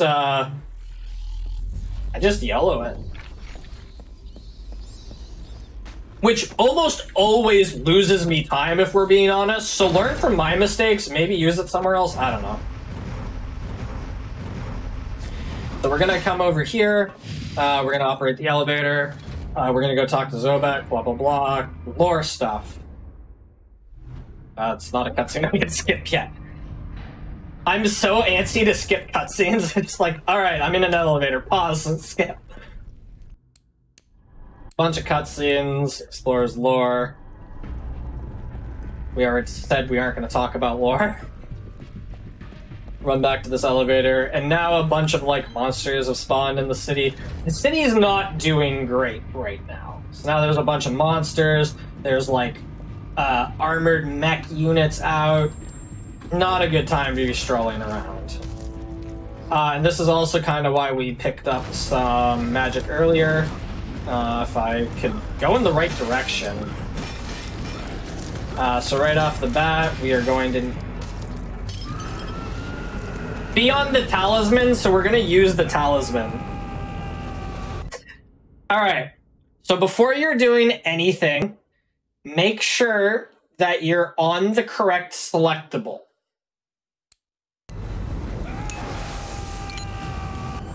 So like, for example, what I wanted to do was be on the dagger. And what I did was use the most powerful item in the game. Anyway, moving on. You want fire magic so you can blow that up, and then you want blue magic so that you can freeze these two, and if I was... Sorry, you want blue magic to freeze that first, skip this cutscene. A little annoyed that I used, nope, the most powerful item in the game on 3 units that I froze, but maybe this is the time I'll actually get, maybe this is the time I'll get 3 talisman drops and use a second talisman. Normally, when I make that mistake, I just throw an ensnarled demon when I shouldn't and waste an ensnarled demon. Normally, I don't waste a talisman of the dragon, but, you know, whatever. So be sure you're on your daggers, is the moral of the story. I have magic, so I should be dashing. This is kind of a slow part, and I say that because I have to turn into a rat, and I really dislike the rat parts because I feel like they don't add a lot to the game, but...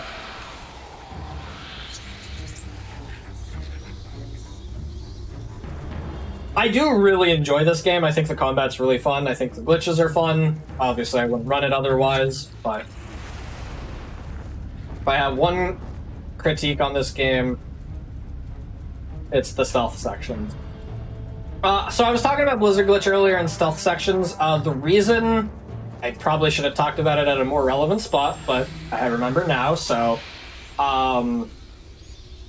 The reason we have to drop Blizzard at stealth sections is that because the Gulligan guards are invincible, Blizzard will hit them and then put you in an unwinnable state. Which is why stealth sections... As a speedrunner, it's why stealth sections suck. Again, I actually have... I should have magic at... Hello? So we throw a Shadow Dagger over there, and then you just kind of want to dash around and freeze everybody. And then we can just skip this section here. Otherwise, they'll like throw things at you. So in this kind of room, you just kind of want to run around, hit things. You got like 15 seconds or something to just walk around the room and break everything. Hope you get a drop, get super unlucky and get none. Procedure finalizing. The doors will open. So we have a decent amount of magic, so we're not going to have to, like, fight any enemies. Right off the bat, you're going to come over here, jump on the table, jump and fail your jump, and then heavy attack over. Then here's the same thing, jump and heavy, well, jump and heavy, and then you go right over. We're going to turn back into a rat. And then we are going to come over here. We're going to get body blocked by our own rats, classic. And we just go through all of the fences, holes available. The big glowing gold things. And we walk over here, turn back into Dracula.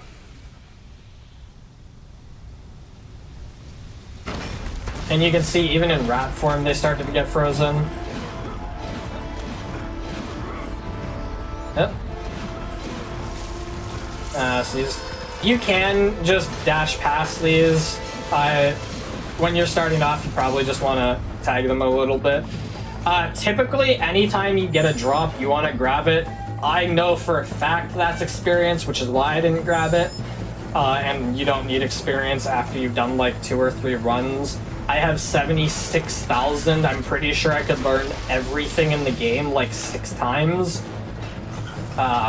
So experience is not worth it to me. If you, for whatever reason, don't have enough experience to get anything you want, then you can get those, but usually if you're doing, if you've done New Game Plus, you should have enough to get everything you want. I'm going the wrong way. Go the right way. Once you get to this elevator, you go down this hallway instead. You get stuck in the corner. And we're going to operate this elevator.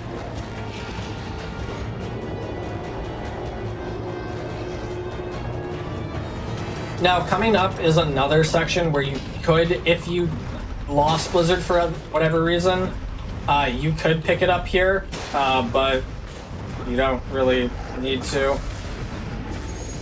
It is possible, but not, like, we're going to drop it pretty soon, so it's not super worth it. I could use, if I had more fire, I could use explosive, but I do want to save my fire magic, so I'm not going to. As soon as this cutscene skips, we're going to get these ones. Actually, I'm just going to drop it. I should have just dropped him in the snare. That was actually the correct thing to do. Because, yeah.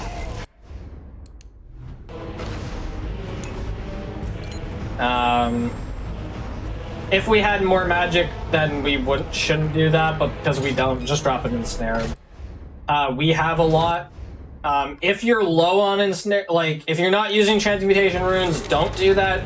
If you're on transmutation runes, feel free to drop an ensnared demon there. The force combats we have are low enough that you almost will never run out. And if you do, it's not unmanageable. You can just pick magic up. The amount of ensnares you need is a lot, and I don't actually know the number off the top of my head. Yeah, I can tell you at a certain point when we're going to need about 15 left to be safe, but I don't know how many we need from here on out. If I had to guess, it's probably like, I don't know, 25 or something. It's a lot. I don't know. You almost...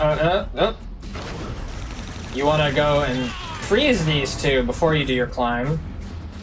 And then you actually want to climb. You want to grab a little bit of red here, and I actually like dashing with blue more, even though it doesn't really matter, so I'm going to pick up a little bit of blue too. I did not pick up enough red, because I am not thinking ahead far enough. I should have picked up a little bit more, because we need to cast it 3 times. So when you do that, pick up a little bit more fire. But as soon as you dash into this room, you can hold down the fire button, shoot that, and then come split this lever. Decontamination. Is that enough for 3? I might have enough.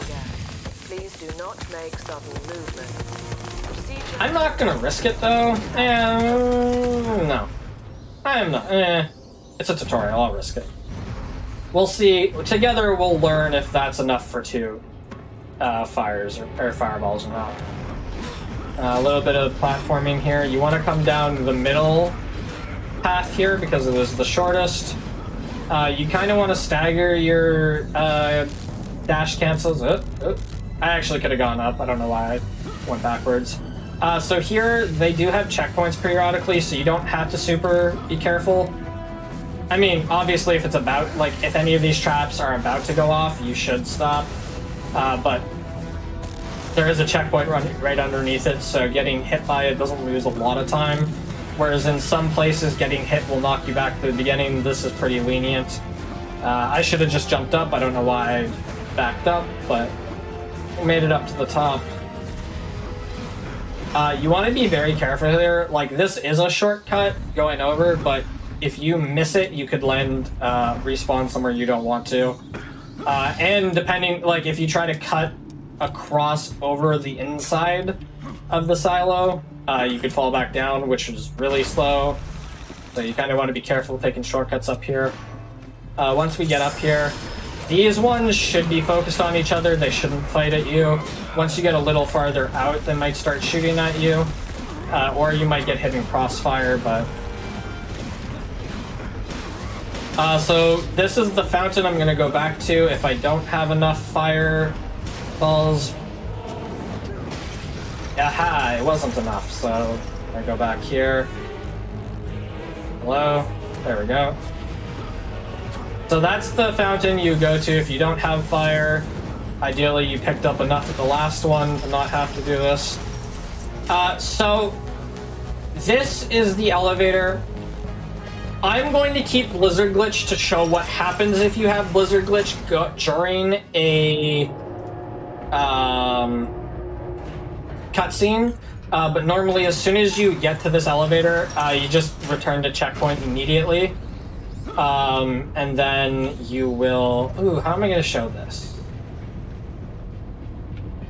Ow. Normally, you return to checkpoint, and then you'll just appear at the bottom. There are 3 kind of skips. I will have to show... I'll have to show what Blizzard does later in the stealth section, because I actually want to show off all different versions of this, which is going to have to involve reloading a checkpoint, and showing this off is more important. So this is the container section. There's doing it the normal way, there's a half container skip, and there's a full container skip.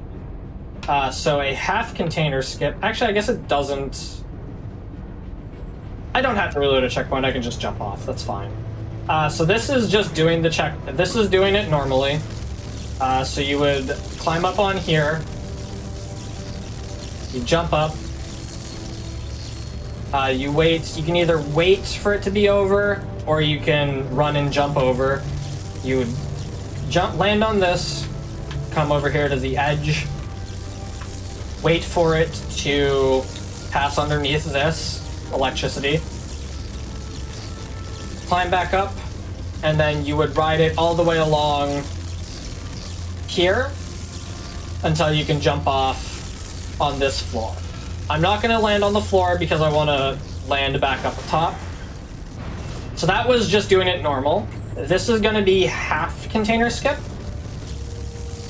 which is coming over here, landing up here, running and jumping on this and landing, and then riding it all the way over. That's half container skip. And then this is going to be full container skip. I missed the cycle. The reality is, half container skip is pretty easy to do, and is a lot faster than not skipping at all. So I would recommend at least doing that, because the reality is it's just the difference of what side you jump off of. Like, you either jump off on the intended side or this side, which is a skip. Sometimes that can happen. Usually it doesn't. But getting the half container skip is pretty easy. So I would recommend trying to learn that. If you can't get it to work, I jumped way too early, but because I delayed my movement, I landed. And now I'm going to run heavy and sprint heavy and dash on all the containers until I get over here. That was full container skip. Full container skip is a little bit difficult because you have to time your sprinting, jumping, heavying, and dashing pretty tightly to actually get to the next container. But it is a lot faster than the slow-moving carts. Even half container saves a decent amount of time, so doing half container, if you can manage it, pretty good. So you should try it. But full container skip. So again, at this point, I would not have Blizzard, but I do have Blizzard just to show you what would happen if I do have Blizzard. So I'm going to do this entirely intended. I am going to, I guess technically not intended, because I'm going to shoot a bat out early and then trigger it so that the guard is already there at the end of the cutscene. Then I'm going to dash over to possess, and I can't because Blizzard hit them, and I am now in an unwinnable scenario. And it actually crashed the game. Even better.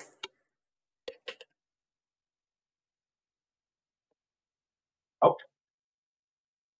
That's why you drop Blizzard at stealth sections.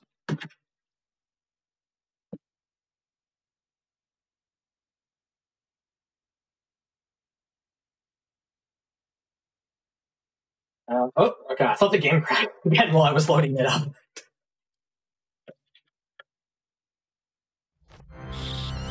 So yeah, drop Blizzard before you get to stealth sections.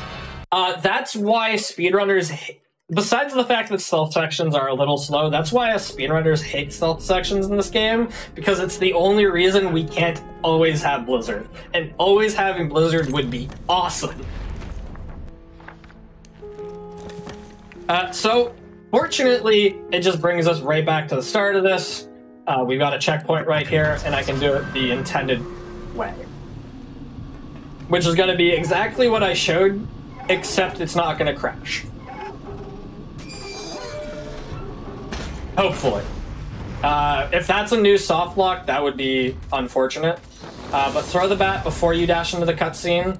That way, as soon as you skip the cutscene, the guard is already kind of dealing with the bat guard. And then you possess, come over here, use this device. Skip the cutscene, walk around very slowly before we get hit with another cutscene. Pretty sure it's another cutscene right here. Yeah, another cutscene. Lots of cutscenes. Bat, sprint over. As soon as you throw the bat out, you can just start going. So we fall here, alert this guard, and now we're gonna wait for a little bit. And the reason we're waiting for a little bit, like I was talking about earlier, all of these characters, they all move super slow when you possess them. So we want that guard to move as close to our destination, which is right on the other side of that pillar there, as we can. We're gonna, as soon as they stop doing this, we're gonna drop down, dash over, and possess.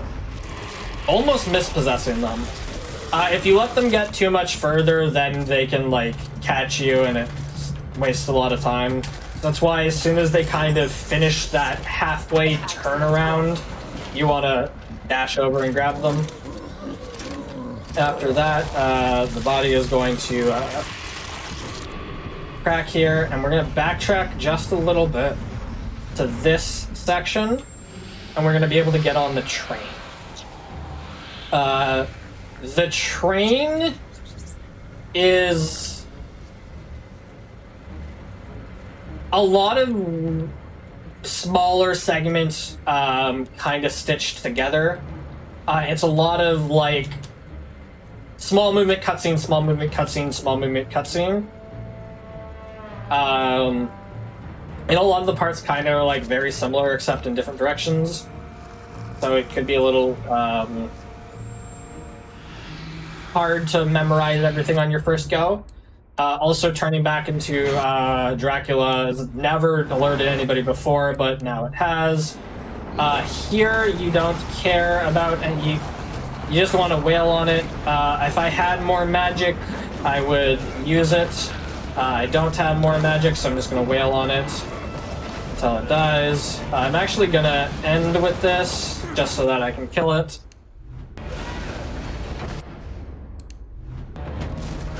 Now here, as soon as you gain control, you want to dash to the right and mash whatever your interact button is. And then at the top, you want to dash backwards. It's important to dash backwards here because later on, we're not going to dash backwards, we're going to dash forwards. Here, as soon as you just mash the bat button. Whatever sends out your bat, just mash it to get to this cutscene. Here, you just want to jump to the right, and it's important at the end that you have to actually, sometimes you have to jump down. Here we dash forward, and now we're going to dash for the ladder on the left. Because for some reason we can't just like hang out on a ladder anywhere, we have to keep moving. So here, this is the only part of the game I needed to look up a guide for. Because this guard is very clearly coming in here to inspect something, and there's no exit, so there's nowhere for me to go. So the guard's very clearly gonna come and catch me. Or the guard is going to get bored halfway through and then turn around and leave. I legitimately, like, spent 20 minutes on this, looked it up, because why would the guard just not keep walking? But you just wait for the guard to turn around and walk away, and then you possess them. So here, you just want to try and get focus up. You want to get some magic, preferably blue magic, for the next fight. This is on a timer. And you just want to... technically, if you have enough magic, you could just do nothing. I don't have enough magic, so I'm going to hit the creature until I have enough magic, and I've collected it all, and then whatever. Now here, you want to move. You can move during this time, and you want to just run forward, and then try to grab this awkwardly because it doesn't let you sometimes. And then once it's finally decided to let you grab, you just kind of jump forward here. You have to jump down there. And we're going to run forward there. Here, you're supposed to like dodge between these signs. I'm not convinced that it slows you down if you get hit. Also, we're playing on a difficulty where you can't die from these. So like, it doesn't actually matter if you do this. That being said, it's usually pretty easy to avoid these. So like, if you can avoid them, avoid them. If you can't, whatever.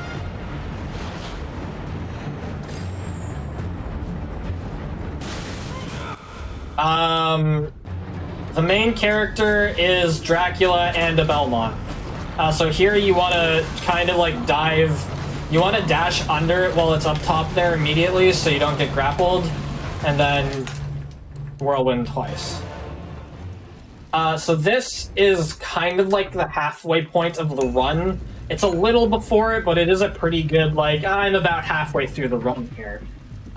Which means we're at a perfect time for a quick wellness break because I'm A, running out of water, and B, it's good to stretch every now and then. So a few quick announcements before we go for a quick break. If you have any ideas for your own show or one-off events, you can feel free to go to gamesdonequick.com to submit your own ideas there. And the SGDQ 2022 on-site volunteer applications are open from now until April 20th. If you're interested in becoming a camera ops volunteer, or any of the other volunteers for positions that are almost as fun, you can go to gamesdonequick.com for more information. We're going to take about a quick 5-minute break, so you can stretch, get some water, whatever you need to do, and we'll be back in a few minutes for the second half of this. Hello everybody, welcome back to the Castlevania Lord of Shadow 2 tutorial here on How to Train a Speedrunner. We are about halfway through the game, technically a little bit before, but it is normally what I consider about the halfway point. So we are ready to restart the timer in 3, 2, 1. So we have this character here, which is the Lieutenant, Zobek's Lieutenant. And we're gonna get like some kind of co-op things here. Yeah,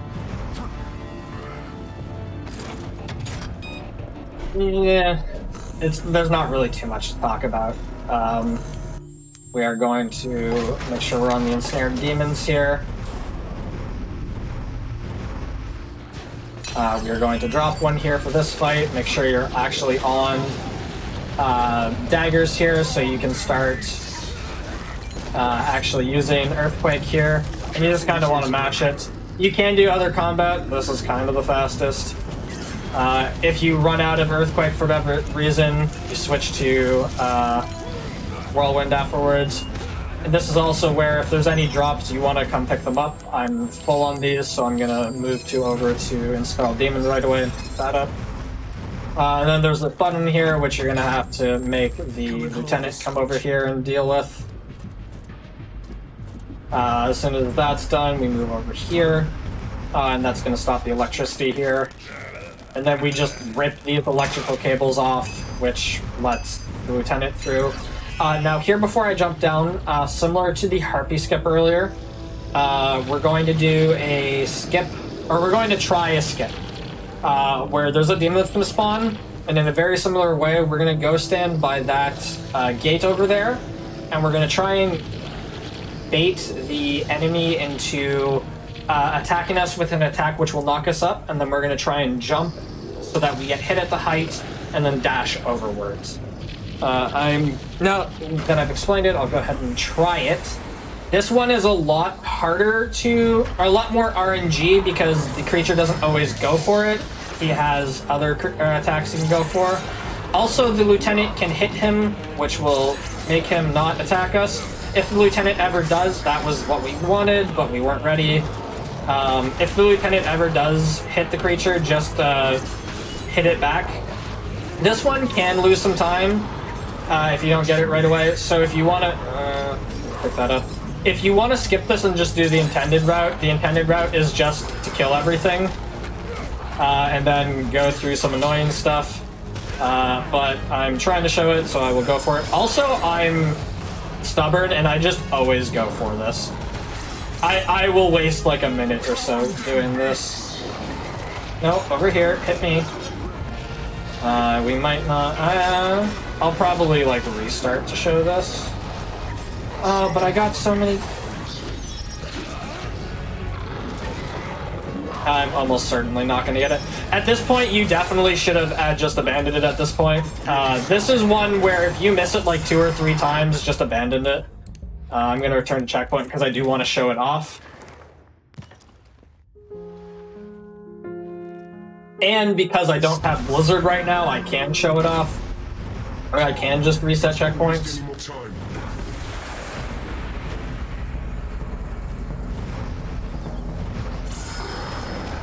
Oh, that was not the right one.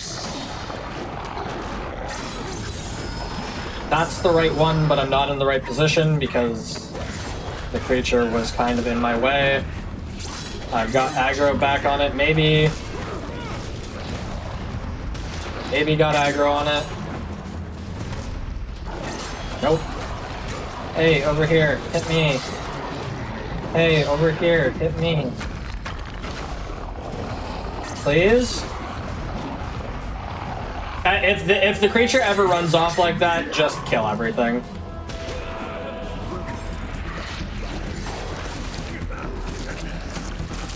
Come on. Over here. No.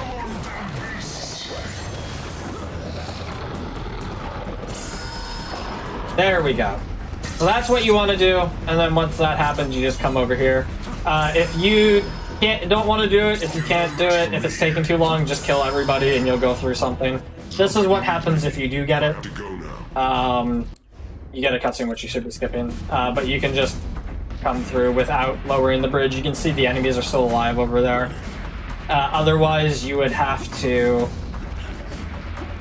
go through the fight and do a lot of, like, partner throwing, climbing, tossing stuff, unlock a door. It saves time if you can get it like first or second try. Otherwise, it's about even, and you should probably just take the time loss and do it the correct way. From here, if you wanted to go shop, you could. I don't need to, so I'm going to just go through this. We're going back into Castlevania. And we are just going to dash forwards here, and we are going to be on Ensnarled Demons. There's kind of a weird mechanic. This game does a thing which I question why it does it. It introduces a lot of mechanics, and then it uses it for about 30 seconds, and then that's the last time you ever see the mechanic ever again. I don't know why it does it, but this is one of them. Technically, you do see it again, but it's pretty trivial. We've been poisoned by Camilla's blood. We slowly lose health over time. Yeah. But we immediately cure it here in this cutscene. So we fought 2 enemies with the curse, and then we don't see it again until the boss fight, and it's not even that important. I'm going to pause here. So this is another stealth section. Camilla is trying to get you. There are 4 switches, and you're just going to do the speed technique from earlier, which is holding dash and just mashing the shadow daggers, and you're going to go through all 3 of these. And then or all 4 of them, and that's pretty much it. There's sort of a pattern you want to do, which is like center, right. If you do it quickly, you can get through. I spent too much time, so she ended up actually catching me. Which I'm just gonna actually return to. I guess I can show what happens. It's this fight, and then I'm going to return to checkpoint because I'm just going to show how to do it properly without talking and being slow and getting caught. If you do get caught, it's not a big deal, just take the fight, but this is what it's supposed to look like. It's just taking an extra fight. Just do the fight. I'm coming to get We're going to do this one. We were a little bit slow, but... but I know that, so I'm gonna actually play it careful here. She might get to that one. Yeah. So I'm gonna actually go back to that one before going to the center. Okay. Any second now, she should be... Okay, never mind. It might be faster to retry if you get caught. I'm not actually sure. I don't normally get caught.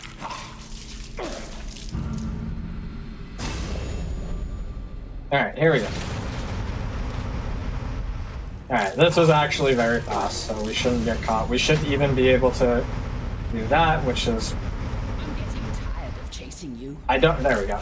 You can do a blood thing while she's in that, and as soon as she does that animation, you can just go for it because she's doing something, so she can't catch you.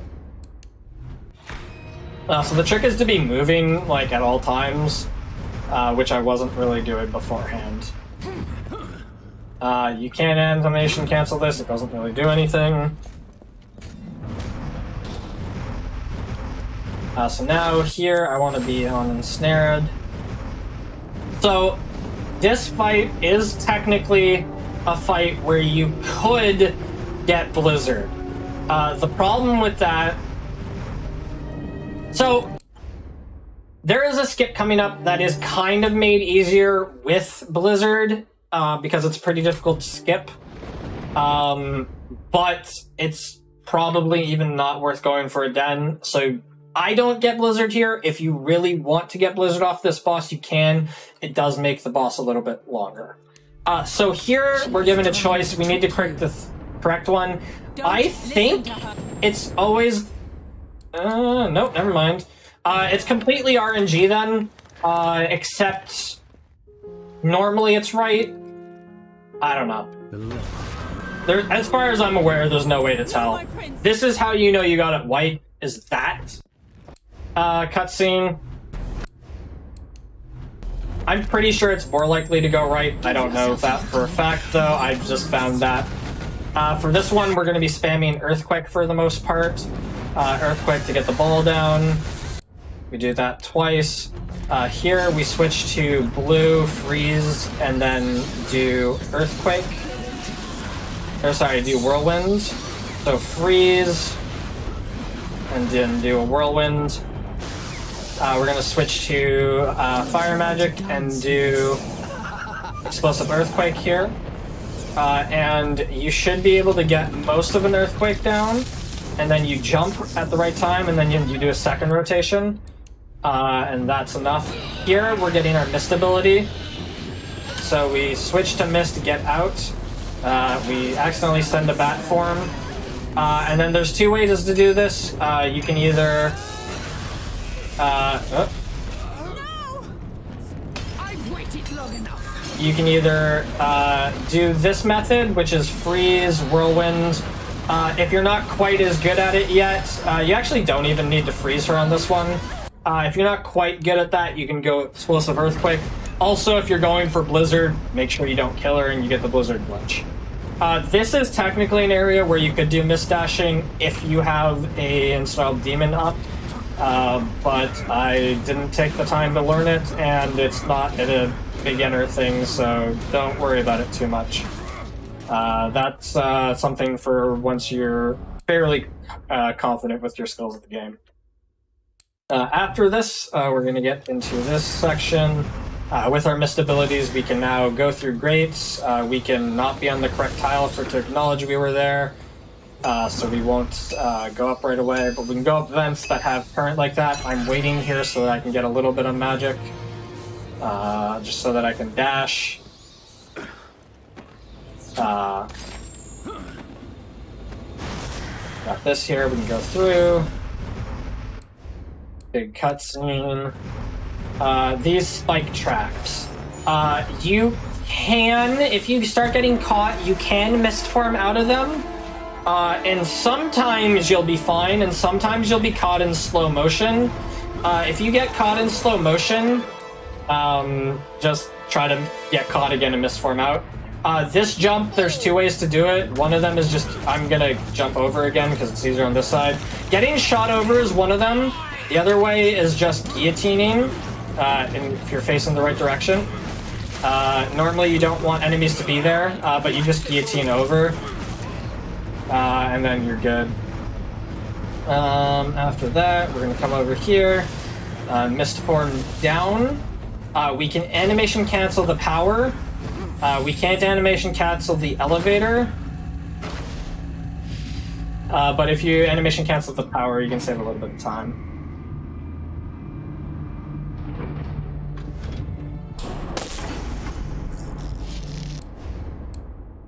Oh, that's awesome. I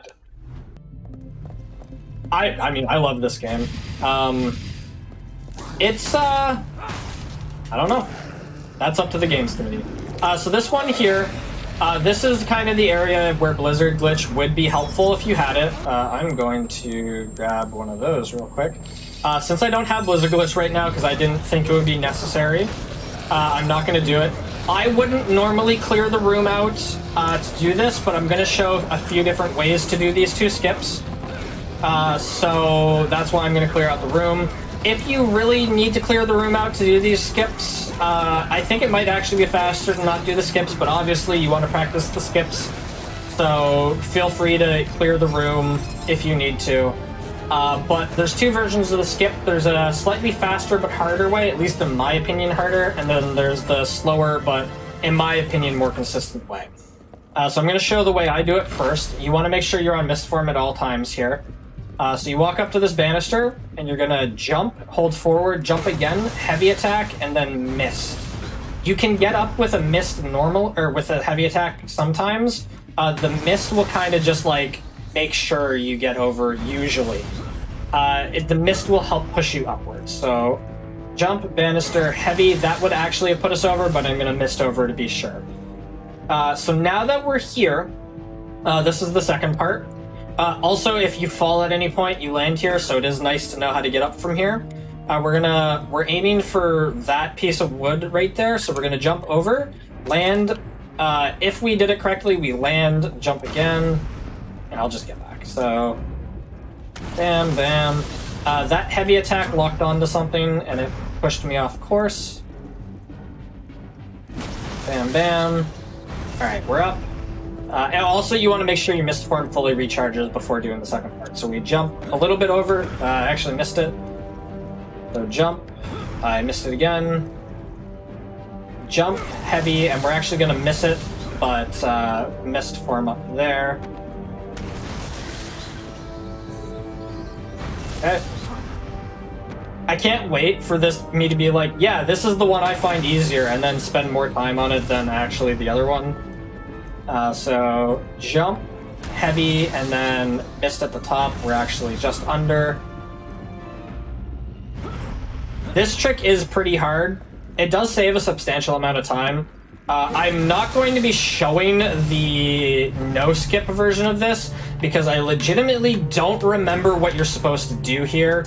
I mean, I kind of do. It's like you're supposed to climb up a bunch of elevators and stuff, and it's very time-consuming. So, I don't know, just do the intended path if you can't do either of these. I can't do my own. I'd say my own. I can't do the one that I normally do for some reason. This isn't even the hard part, but I'm messing it up. But this is a tutorial, so I'm gonna do it. There we go.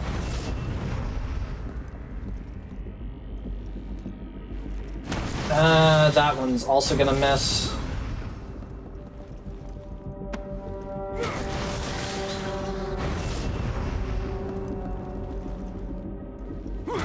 That should be it? That should have been it. So like I said, this one is pretty difficult. If you can't get it, I will show the other way. Well, so both of these, in my opinion, are pretty hard, but I will show both of them. So that's the way I do it. Don't dash at the end there, but that's the way I do it. The other way, which I'm certain I'm going to get first try at this point, you stand at this banister here, jump and direct attack once, not twice like I did. Direct attack once will land you on the banister if you're facing it. Then we're going to jump, guillotine in the air, and then at the top we're going to mist form. And just like that, I got it first try. So that's the first part, and you see the bat form kind of pushing you up. That's when you can let go of bat form, and then from here it's just a heavy over. So of course the one that I said is harder for me is going to be easier when I'm teaching.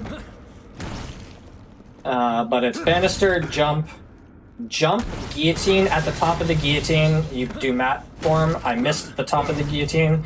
It's important for this that you do it at the height of the guillotine. And you also want to be a little bit closer.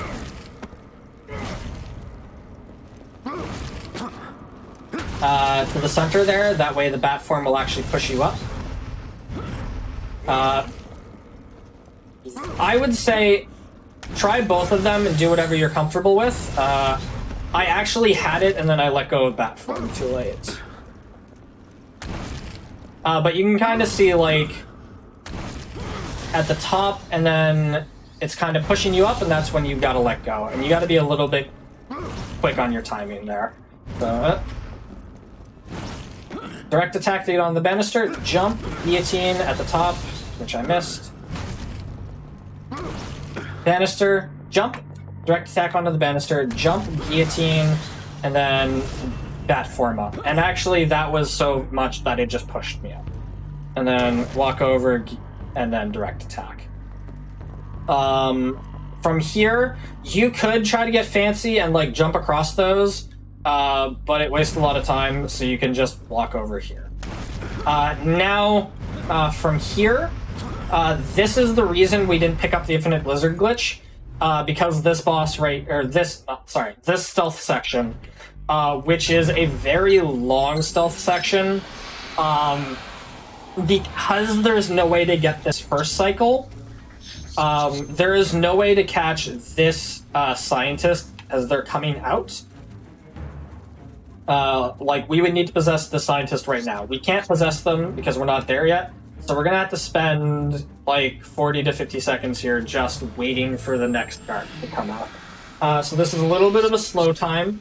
I guess I didn't say this before, but if anybody has any questions about the run or anything I'm explaining, feel free to ask. I'm trying to read chat as much as possible.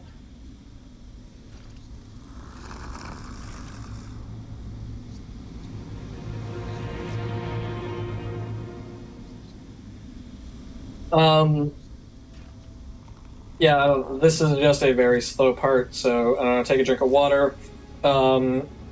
You can possess the scientist here if you have Infinite Blizzard, which is funny, but then, like, the scientist disappears, and then the game gets all weird, and you're soft-locked anyway, so... Okay, I am transformed. Okay. For a minute there, I thought I was still in rat form, and I would have to wait for another cycle all over again. 10 years. That's not a joke, that's 10 years. So now we've possessed this scientist, we're going to walk forward. I believe that it is not faster to have a beard, it is just a nice experience for the run. And also thank you for all the kind comments about the beard, I appreciate it. Yeah, 10 years I've had the beard. That being said, I actually looked... Somebody asked me this question the other day, and I looked. It actually hasn't grown that much in, like, the past 6 years. It's been kind of, like, this length for a while. So in this boss fight, immediately drop an ensnared demon. Actually, technically, we did have magic. We didn't need to blow that, but I think we have enough. Especially since I've been collecting enough, we have plenty. If you're doing a real one, maybe don't do that. So here we want to be very... A, you can technically one-cycle this if you're quick. B, you want to be very careful you don't kill this boss, because we want to Blizzard. So if we were a little bit quicker, we could have one-cycled this, but we weren't because we want to get Infinite Blizzard. So now that we're here, we're actually going to run out of Ensnailed, but we froze her. So we should have time to drop another one, freeze her, and then we're just going to Blizzard to the... Oh, we're going to... Ulta 4, because I accidentally hit them instead of... If you do this in a run, just keep going. I want to show with Blizzard, so I hope that didn't save. Otherwise, it's going to be a while before I can show off Infinite Blizzard again. I do use beard balm and beard oil, not every day, though. I don't think that's saved. I should go right to the start of the fight. So again, if this happens in a real run, I should finish my talk or sentence before I take a drink of water. If this happens in a real run, just keep going, not a big deal. Since I'm trying to show what you would do in a speedrun with Blizzard, I want to have Blizzard as much as possible. Because the alternative to not having Blizzard is just, it's a little bit slower, but it's harder to show what you can do with Blizzard without Blizzard. So... gonna take that little bit of time to get Whirlwind. She's gonna take off early this time, that's fine. The important part here is making sure you don't kill her with Whirlwind. The rings, most of them are bonus Charisma. There's a few that are bonus Dex, but I'm already at my max on Dex, so it's mostly just cosmetic. So I'm switching to Earthquake here because I can actually control how much damage I'm doing with the Earthquake so that I don't kill. I might need to use an extra Ensnailed Demon here, which is fine. That's not an Ensnailed Demon. Now we got Infinite Blizzard glitch again. We used an extra Ensnailed Demon, not a big deal. We have it. So this is what I would consider the hardest skip in the game. Now, it does save a little bit of time, but it did take me probably about 6 hours to even get it the first time. Now, when I was learning it, the guide what I was learning it off of didn't have like verbal instructions. It just kind of showed it off. So that might be why it took me a little bit longer. The alternative to this is going to be taking the intended route here. You climb up here, you do a fight, it takes about a minute. The skip is we're going to climb up here like this. We're going to run towards that piece of terrain, kind of where Dracula's head at. So we're going to sprint, jump, and then do a direct and jump attack to do a rising attack. And we're going to use that bit of geometry to trick the game into thinking we're on the ground and allowing us to do a ground move that gives us height. At the top of our height, we're going to hit the heavy attack button to give us a little bit of extra height. And depending on how we did, we're also going to slam the mist or dash button to get over onto that ledge there. So we're going to do that like that. It is not that easy, but I did get it first try. If you don't get it first try, it's not a big deal. You can try again. You can just fall down here, I guess. So, from about right here, dash, jump, heavy. So depending on how you're doing, basically, you can kind of roadrunner this. I tried to say like 4 things at once. You can kind of roadrunner this. So you can run a lot farther than you think you can off before you can, which does help because you want to have a lot of height when you get over here. Also, if you're jumping over there, so if you get over here and you do that instead, you want to kind of change your angle a little bit, kind of just change the camera angle, so that when you're running straight, you're running right at that. This one can take a little bit of fidgeting with, kind of like just changing a little bit of the camera angle, the way you're running at it to get it. But look something like that, and see, I wasn't quite high enough, so I had to use the bat. I would recommend using bat to get over instead of dashing, because this one, the bat will actually like push you up if you need it, whereas the dash won't necessarily. I'm not going to show the intended route. The intended route is climbing up there, and it's a 1.5-minute long fight. So I'm not going to show that. I guess there's not really a lot to explain once it's been explained.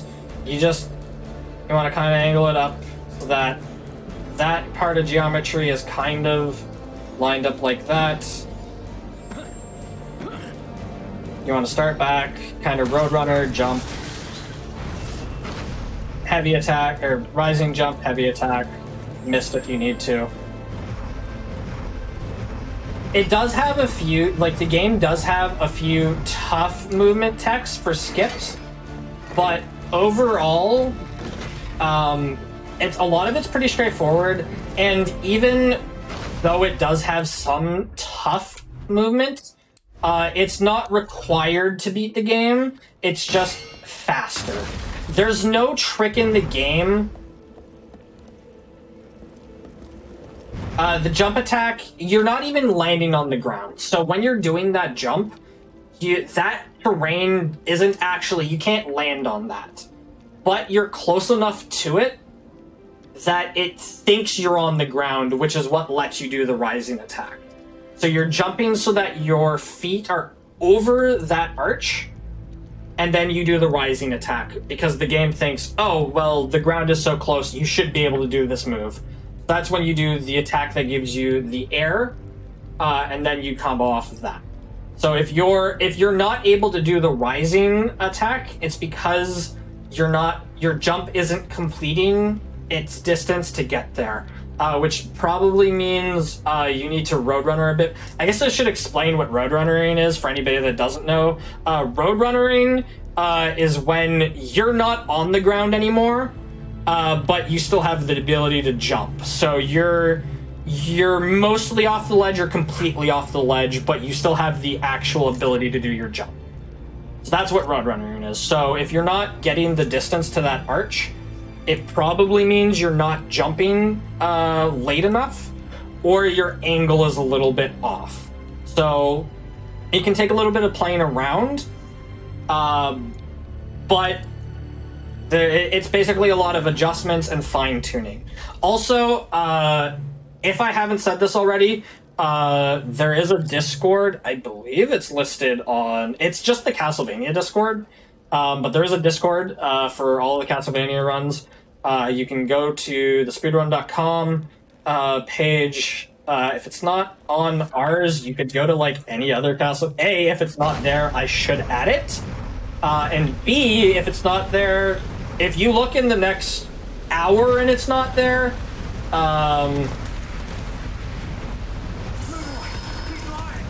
just go to any other Castlevania page and get that Discord link, and then go to the main one. And then as soon as this is over, I'm gonna make sure that we have the Discord link up there. Yeah, so that is to skip a 1.5-minute long fight, which is why I was like, there is no skip in this game that is required to beat the game. They just make things faster. Even the Infinite Blizzard glitch isn't required, it just makes things faster. So if there's anything you're having problems with, you can just skip it.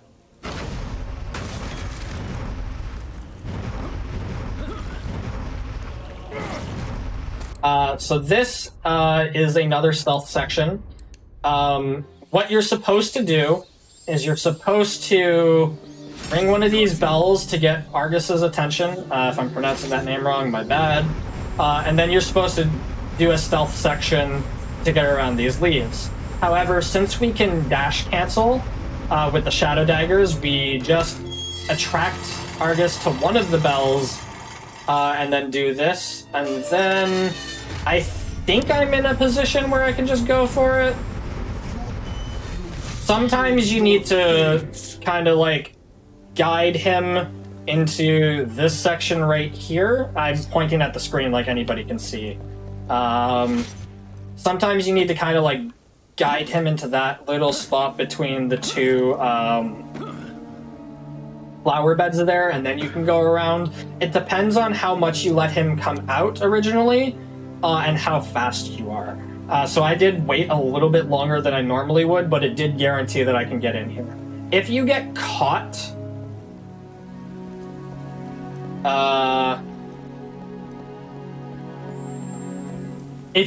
you'll just start at the beginning and just do it over again.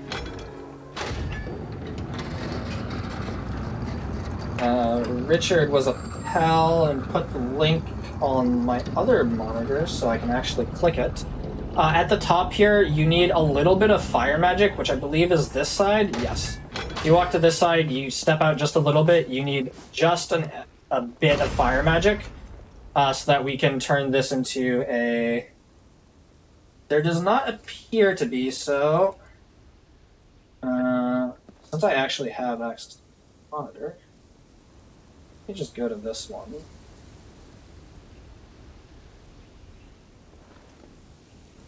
This link that I'm posting in chat will get you to the Castlevania Discord.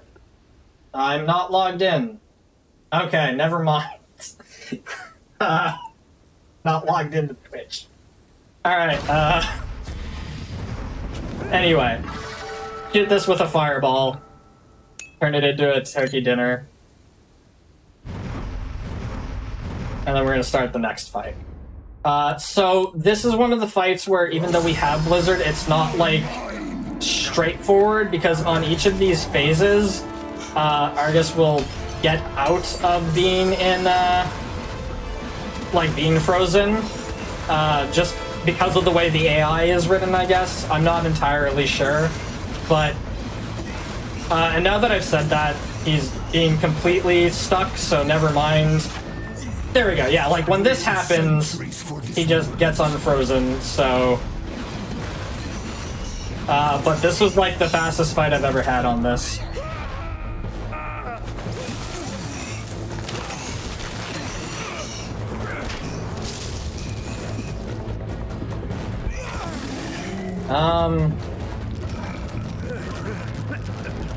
Yeah, if you're in chat right now and you're looking to get into that Discord, you can just go to any of the other Castlevania pages, and it's just called the Castlevania Speedrun Discord. So this cutscene is skippable. The second half of it is, and then we're just going to go this way. And I will have a link to the Discord and any of the other resources I talked about. I'm going to have them all in the YouTube video tomorrow when it gets released. Because all of our content gets released 24 hours later on YouTube. So all of those links will be in the YouTube. So the Discord link, I'll actually get it put up on the Speedrun Discord, or sorry, on the speedrun.com page. All that good stuff. And like the Game Facts Guide, Akion and Findle 6 channel, all of that stuff will be there. So you can check out all of that stuff. There's a bunch of really cool skips, theoretical stuff that's either possible on console or theoretically possible but not useful, or possible but not useful. This cutscene, or this minigame is not required, so we're gonna fail it. So this is a small skip if you have Infinite Blizzard. You just kind of walk up to these ones and you freeze them, and then you have enough time to do this. I'm going to do something a little risky, which is I'm going to jump and do Y, heavy attack, to get over. You probably don't want to do that unless you're really confident in your ability to get over. You probably just want to walk the regular way. Over here, there's 3 enemies. Freeze all of them, jump up over here.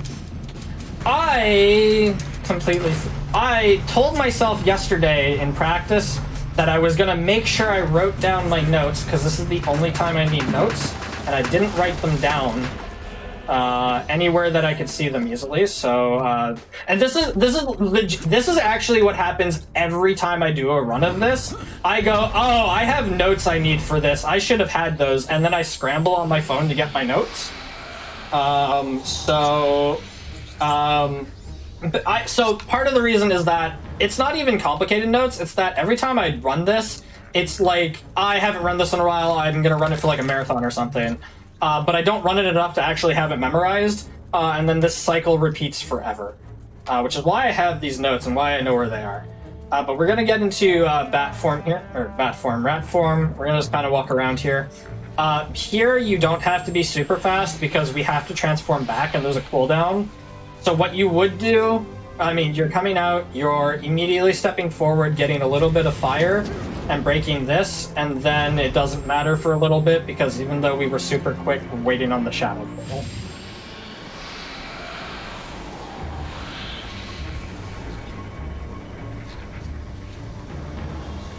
I'm gonna transfer back, get stuck on a random piece of geography.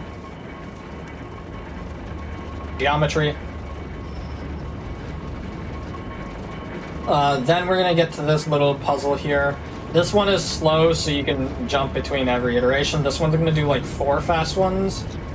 You wanna jump, apparently it's 5. You kinda just wanna time it there. Basically, after one's gone, you should have enough time to jump through. You chew this wire, and then your rat dies and you switch into another one. So like I said, coming up, this part's not necessarily complicated, it's just a lot of having things memorized, which I don't. So we're gonna come back here. This is the Toymaker's Theater, and the Toymaker's gonna put on kind of like a play that we're supposed to watch, and there are a bunch of cutscenes that I am not going to watch, but in the cutscene it does explain what you're supposed to do. So if you get to this part and you don't have notes and you don't know what to do, you just watch the cutscene and everything is self-explanatory. This, I'm not going to watch them. So first one is Toymaker, and then the Workshop. And then you press, I guess, direct attack, X. I don't know what it is on PC, but you go on with the show. Next one's going to be Walter, so it's just A, X, move on with the show. The next is going to be Castle, so left twice, left twice, A, then X. Offers a roof in the burn. And then you get this section, and he chastises you. Very esteemed. Also, you lose reward points, which doesn't matter for me, but Castle Dragon, so A, X, and then start. Extraordinary.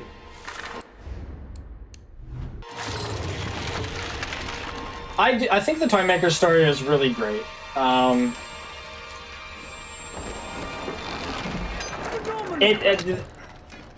Yeah, I mean, I think the Toymaker is one of the best characters in the game. So we come over here, get the heart. This boss fight, I'm gonna pause here. This boss fight is something you need to be very careful with if you have Infinite Blizzard on. When Toymaker is in his mech and like has his arms out, if he grabs you with Infinite Blizzard on, you soft lock the game, you'll have to restart, you lose Infinite Blizzard. You don't want to lose Infinite Blizzard. You can technically get Infinite Blizzard back on Toymaker. It takes a while. It's not necessarily going to be good Blizzard. Also, restarting the fight takes time. I'm going to show you how to be safe. You can be risky if you want. Do what you will. I recommend being safe. We're going to skip this cutscene. This first part isn't a big deal.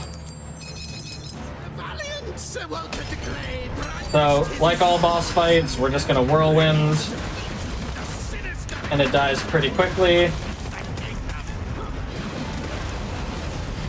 We're going to switch to fire, and we're going to be on Shadow Daggers. And we're going to stand... So like that right there, I soft locked the game. I actually...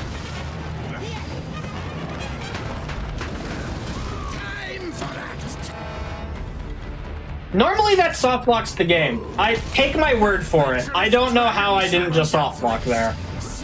Normally you don't have the ability to move. I guess because I jumped, I got out of it. That soft locks don't do what I did. Be safer than what I did. So you want to back up more and fire.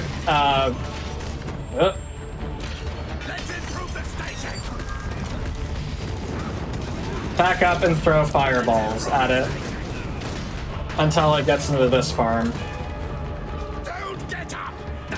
When it's in this form, you just throw fireballs, it'll fall.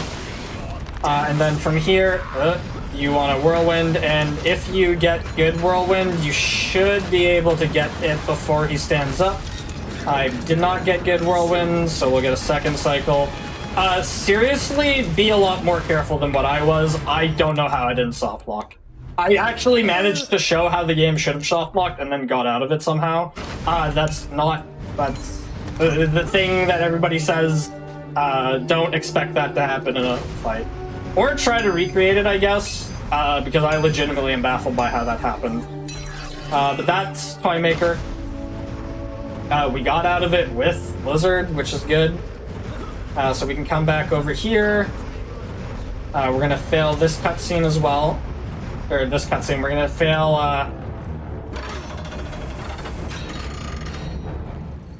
fail this minigame.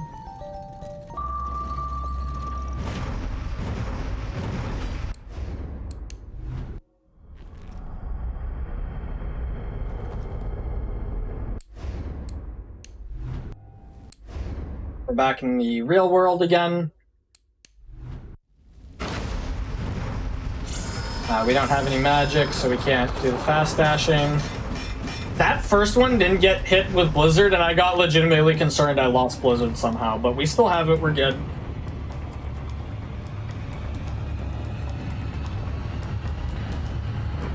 Whew.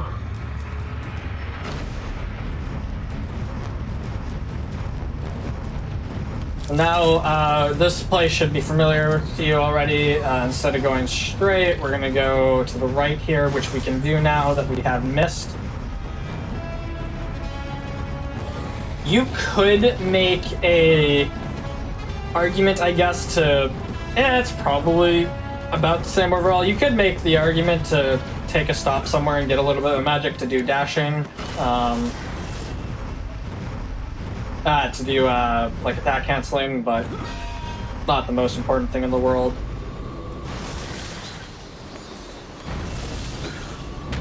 I did not mist form long enough. I'm gonna wait for it to regenerate. I don't know that I waited enough, but there we go. So I just jumped straight up. I'm not like doing RNG manip or anything, I'm just missing my jumps. Don't worry, folks. You jump up here, come over here.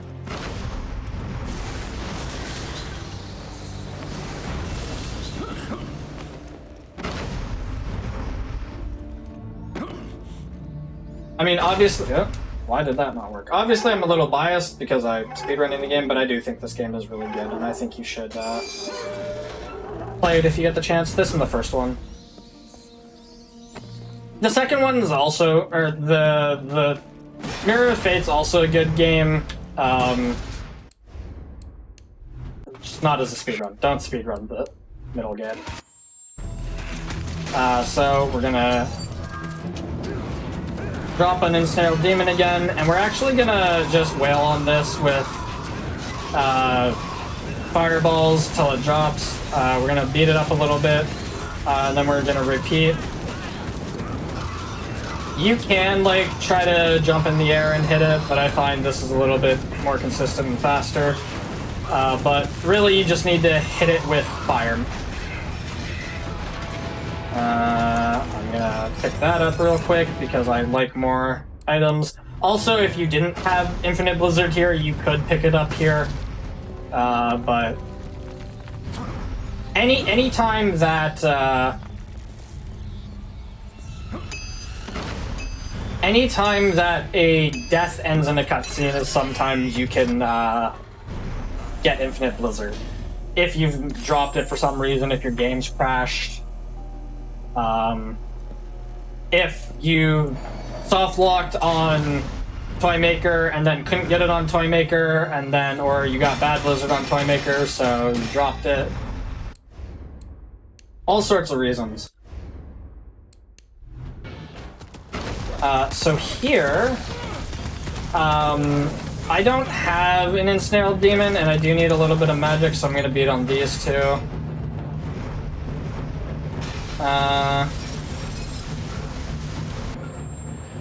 I have enough. 5, 8. I have a lot. If you have magic here,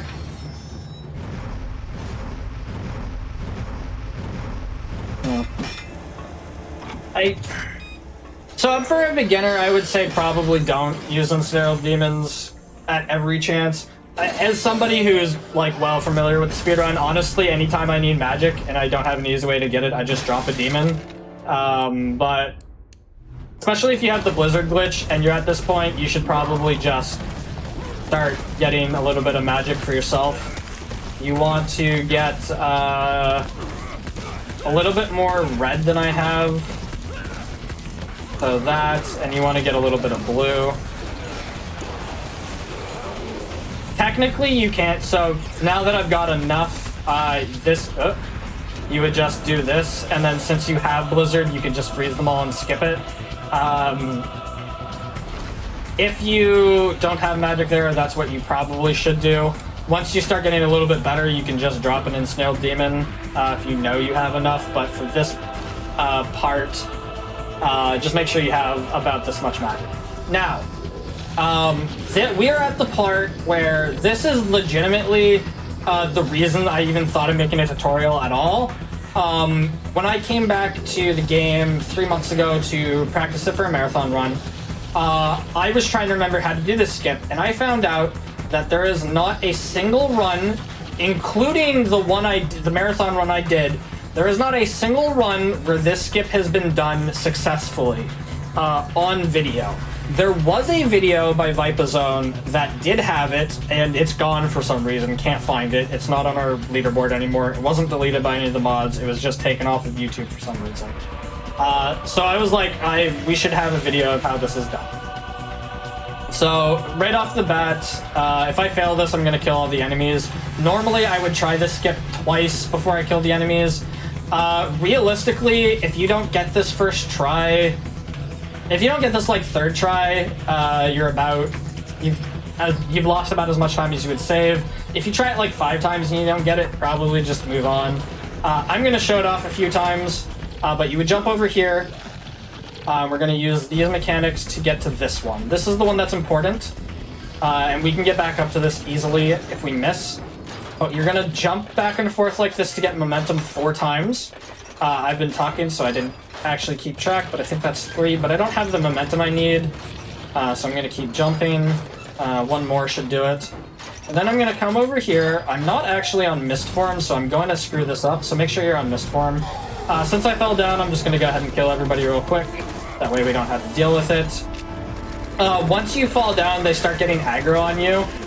So you either have to freeze them or just kill them, or freeze them and be very quick. But you start working on a time limit because they're aggro on you. So if you fall down, you can just come over here and hit a heavy attack to get up. And then we're going to do the same thing again. This is a 2-part trick, by the way. So this is the first one. We're getting momentum. And you kind of want to jump as soon as it's about to start going in the other direction. Then we're going to come to this side quickly, jump heavy, and then mist form up to get us over. The second part of the skip, we're going to walk up to this. We're going to jump and direct attack and hope we don't fall off. Sometimes you fall off and it's unfortunate. But we're going to try again. We're going to hope we get it a lot faster than I did in practice last night. So here we go. So walk over here. This is also very hard. Like I said, this has not been done in a recorded speed run.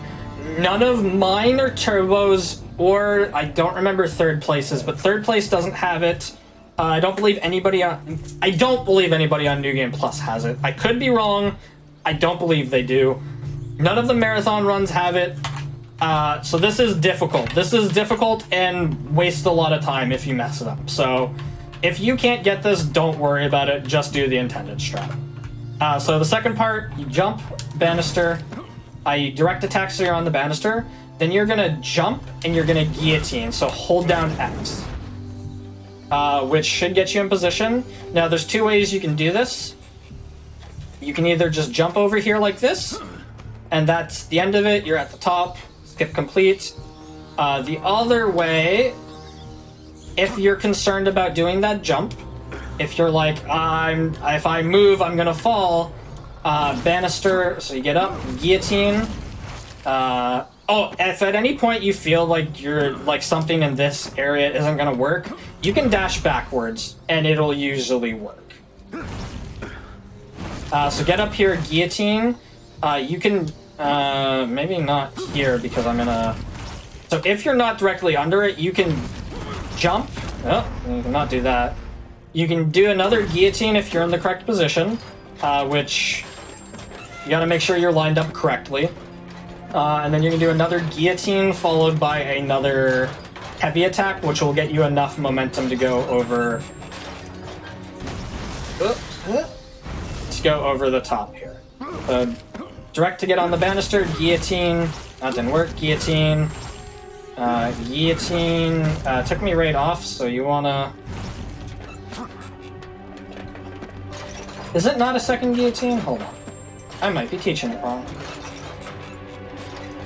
That was not enough momentum. What am I doing?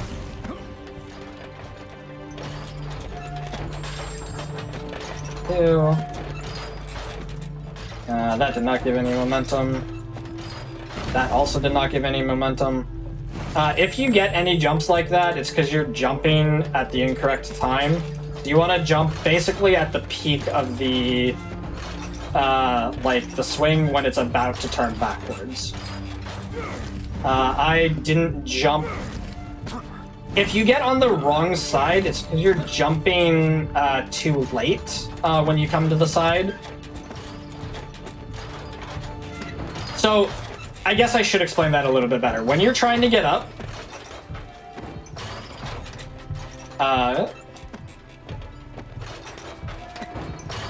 when you're trying to get up here, you want to jump on this side, but you want to jump once it's past the middle part of the swing. So you walk over here and you jump like right there once you're past it, and you have a little bit more momentum.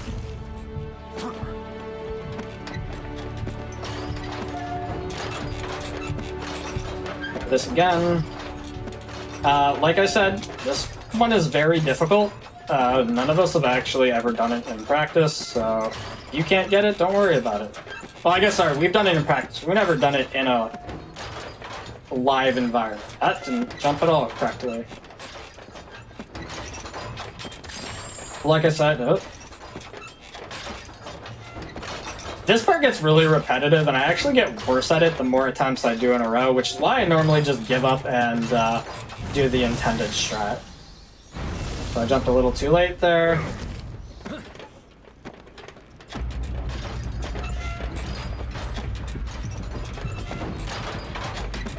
Yeah, nobody on the leaderboard. Okay, so you check new game plot or new game? Yeah.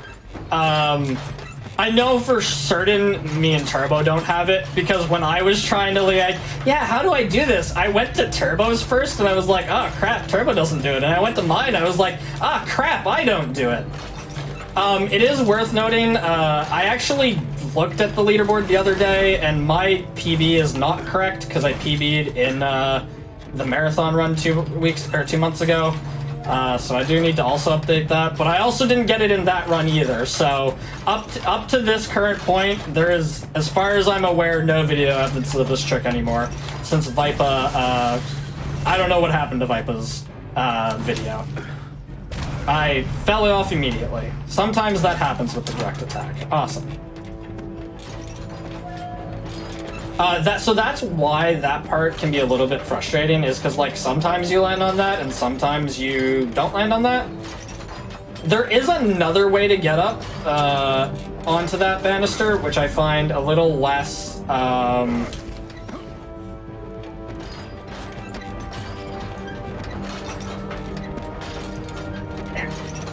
it's a little more tricky and it's a little less consistent to get on the banister. Once I get up. Also because it's really easy to fall off, which I kind of don't... Oh my god. I will attempt to show it. It's basically lodging yourself into a corner until the game's like, oh, you're stuck, you need a jump to get out. But it also just puts you in a much worse spot to do the second part of it, unless you can get the jump really perfectly. I didn't even get a jump there. If you ever get this weird, like, momentum where it's going side to side, just keep doing this until it works. Or until it stops going side to side. Alright, well. As soon as I'm gonna try this like 2 more times. And then at some point I need to give up, because there's a reason I give up on doing this in a real speedrun. I have shown it once. No, I need to get back up to show lodging yourself. If I fall from lodging, though, I'm gonna move on, because at some point I'm just gonna be here all day. Okay, so lodging, you kind of like walk up to here, and you don't do that. Awesome. You just wedge yourself between the banister and that, and then eventually it'll be like, you need a jump again, and then you can jump up high enough. I don't like doing that because it's not consistent. There we go. And then you can get a jump and you can jump on the banister, but it is very touch and go. So I do this instead. And it didn't work, but fortunately I'm still over, so I can dash backwards, banister, jump, guillotine, and I'm up here. So, also you need to make sure you're facing the white ray for this. Don't guillotine there.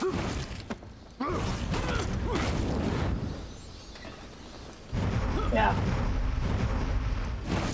You can, if you get him to face the right way, you can just Y up. I would recommend just dumping for the ladder. You'll almost always grab the ladder once you get there. The other way is just the intended way. I'm not going to show it unless I don't get up right here. In which case, I will show it, but if I can get this... Okay, I'm just gonna jump to the ladder. and then we're going to move on. The intended way, you just go around the room, you do a bunch of swings, you climb all the way up. We're going to move on.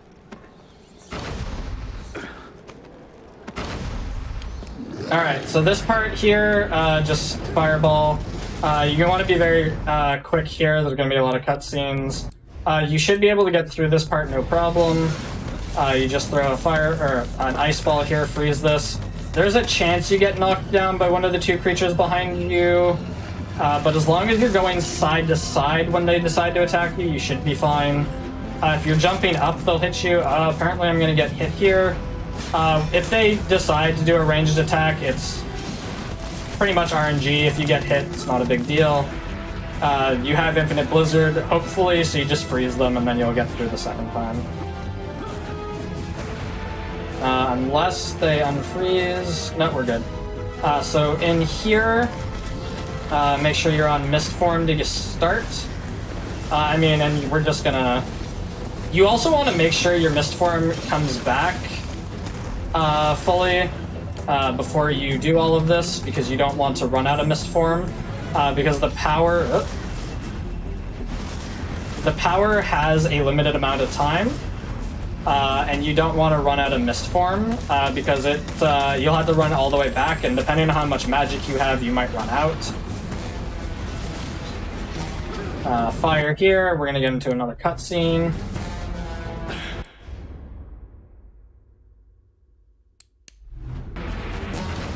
So now we're in, I think this is a museum. We animation cancel that, it doesn't actually do anything, we have to wait. So now, even though we move into that room to do a cutscene, but it doesn't trigger until all the enemies are dead, so we drop an ensnared demon, we do explosive earthquake, it'll clear the room. If you notice any drops here, you want to go grab them. I did run out of red magic for a second. I'm gonna pick up all of these. I'm gonna enter the cutscene. Oh, there's somebody alive, apparently.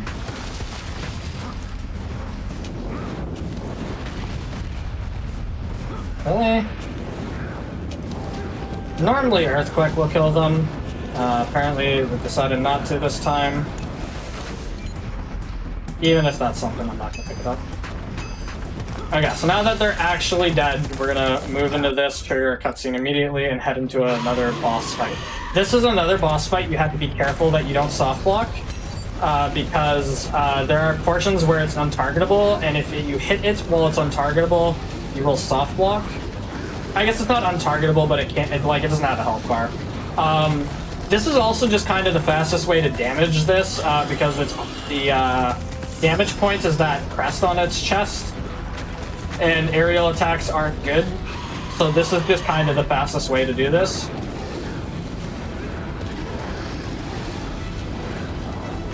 So you kind of just want to stay at a distance, do this, get hit by this. One more should do it.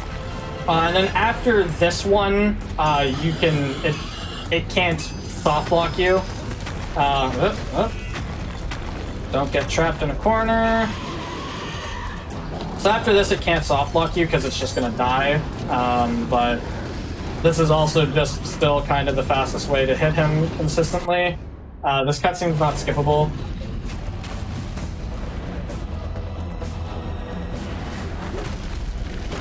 So we're just gonna have to kind of watch it. There's no more chances of soft locking that I'm aware of because of the Infinite Blizzard glitch.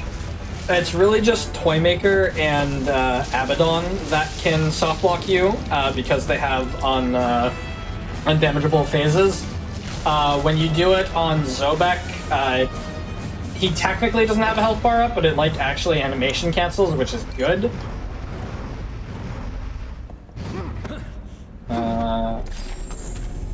Yeah, we did get the animation cancel the second time. It doesn't save any time, so there's no point in doing it, but can do it.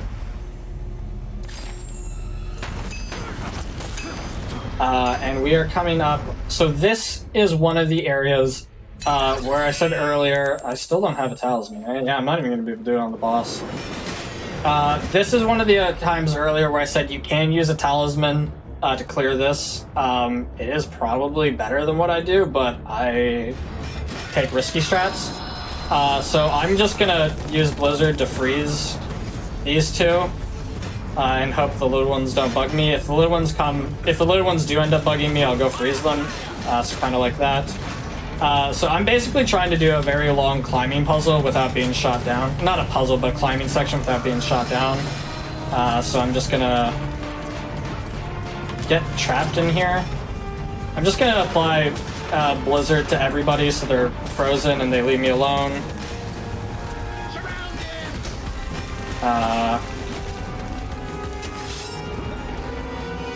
And then hopefully they leave me alone.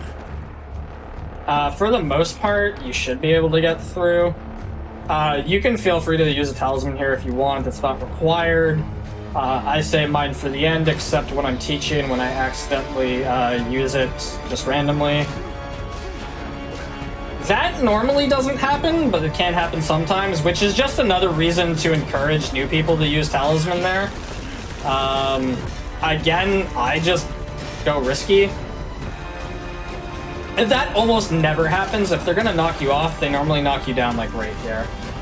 I also don't have talisman, so I'm just gonna do this until it works, because this is what I do in a speedrun. There is technically QuickTime events. There is an option to disable QuickTime events in the settings, which I recommend you doing. It doesn't technically get rid of the QuickTime events. It just makes them so that you don't actually have to interact with them at all. You'll get caught by them, and then you will automatically break out without having to press any buttons. That was added in this game, I believe. I don't believe that was in any of the others. It does make this a lot nicer. Normally I don't get bodied by these as much.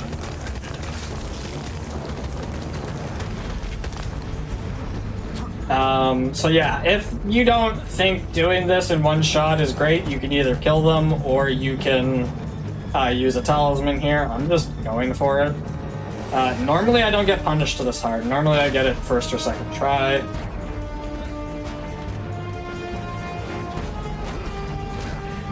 Okay.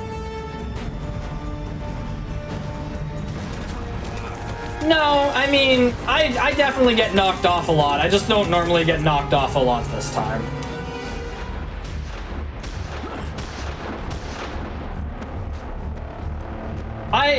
I've become accustomed to getting knocked off like once, sometimes twice.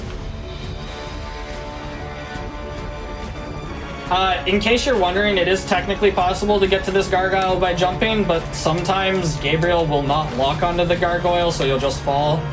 When you get over here, you want to come to this corner and run and jump, and you want to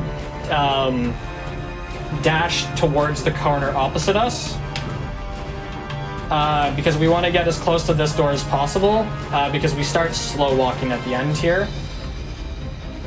So in this next fight, this is where having sustained whip could be useful if you like using it, because we're going to be without magic for a little bit. And this is where you would use it. I'm just going to wail on him. The same whip probably would be a little bit faster here, but I didn't learn it. So after we're through this part, grab an ensnared demon. Get hit immediately. Okay. You won't get past here. You could just not. That would be cool. There we go.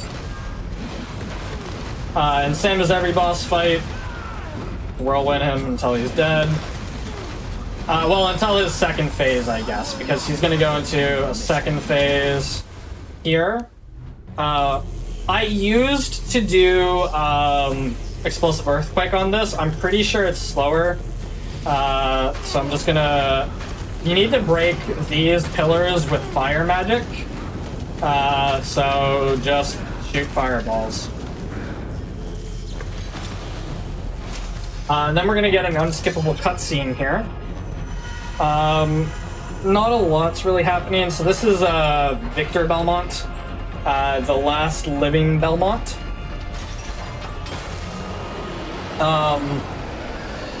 And he's kind of confused about what's going on, so he's attacking you. But Victor's a cool guy. Definitely going to be around for a while. Not a big deal at all. We don't really need to worry about it. He does have, like, all of the Gabriel, or the Belmont family heirlooms somehow, even though technically Gabriel should have them all. But,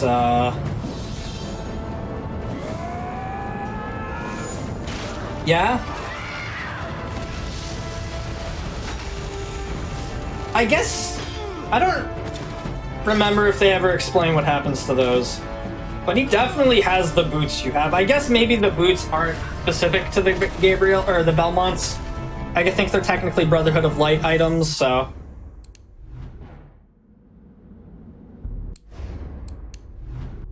So now that cutscene is done, we're gonna come over here. We're gonna jump off because we're bad. It's this way.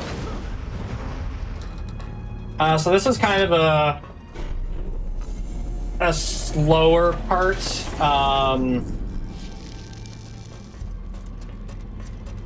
It's kind of like showing you, hey, there's a double jump that's about to come up, but we're not going to give it to you yet. And then you have to figure out a way to get around without that double jump. And it's just a lot of watching Victor do something and then finding a different way to do it. Also, I'd love if I could run like that. That would make this game so much, so much faster, but doing parkour like that is not in Gabriel's, I guess technically it's what he did, but it looked a lot faster when Victor did it, so anyway. This is going to be a pretty short fight. Snail Demon, kill everybody. We're going to start with Explosive Earthquake because there's a lot. We're going to start with there we go. Because there's a lot of enemies and it'll just kind of get most of them down pretty quickly. And then once that's down, we're going to switch to Whirlwind for the giant creature. And then if there's anything left, we're going to switch back to Explosive Earthquake. And then you also... Oh, thought they were dead. You also kind of want to look around to see if there's any items that dropped.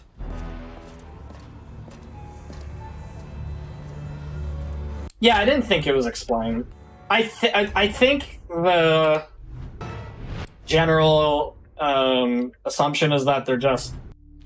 Yeah, I don't know. Can't explain it. He just has them. Don't worry about it. Oh, I actually still have some of my Ensnailed Demon left, so... this first part's pretty straightforward.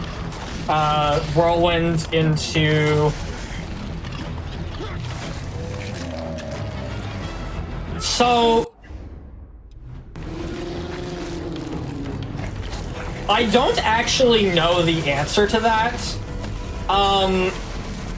You might be able to have infinite fire cover, but not... So I think specifically why Blizzard works is that it's a kind of aura? But I don't know that that's for certain. I would imagine fire cover would work, but maybe both of them would work. Maybe any magic that kills on a cutscene would work. I actually don't know the answer to that. It's possible that would work. I would suspect fire cover would work over Earthquake, but it's possible. I don't know why I'm not just doing this. That's something worth looking into. I don't know if Akion or Fiddlesticks ever looked into it. I suspect the answer is even if it is possible, it's slightly slower. Because Blizzard freezes things and lets you get into a skip. But it would still be cool to know if you could get infinite Explosive Earthquake or fire cover. So... Up until very recently, this was the last time you were gonna have... Unless I missed it in somebody else's run. I don't think I did. If they did do it, then we all both thought of it independent. If somebody else did it, we both thought of it independently, and good for all of us. We're all forward-thinking speedrunners. But we're gonna restart to checkpoint here and lose Blizzard. Up until, as far as I'm aware, up until about 3 months ago, this was when you lost Blizzard.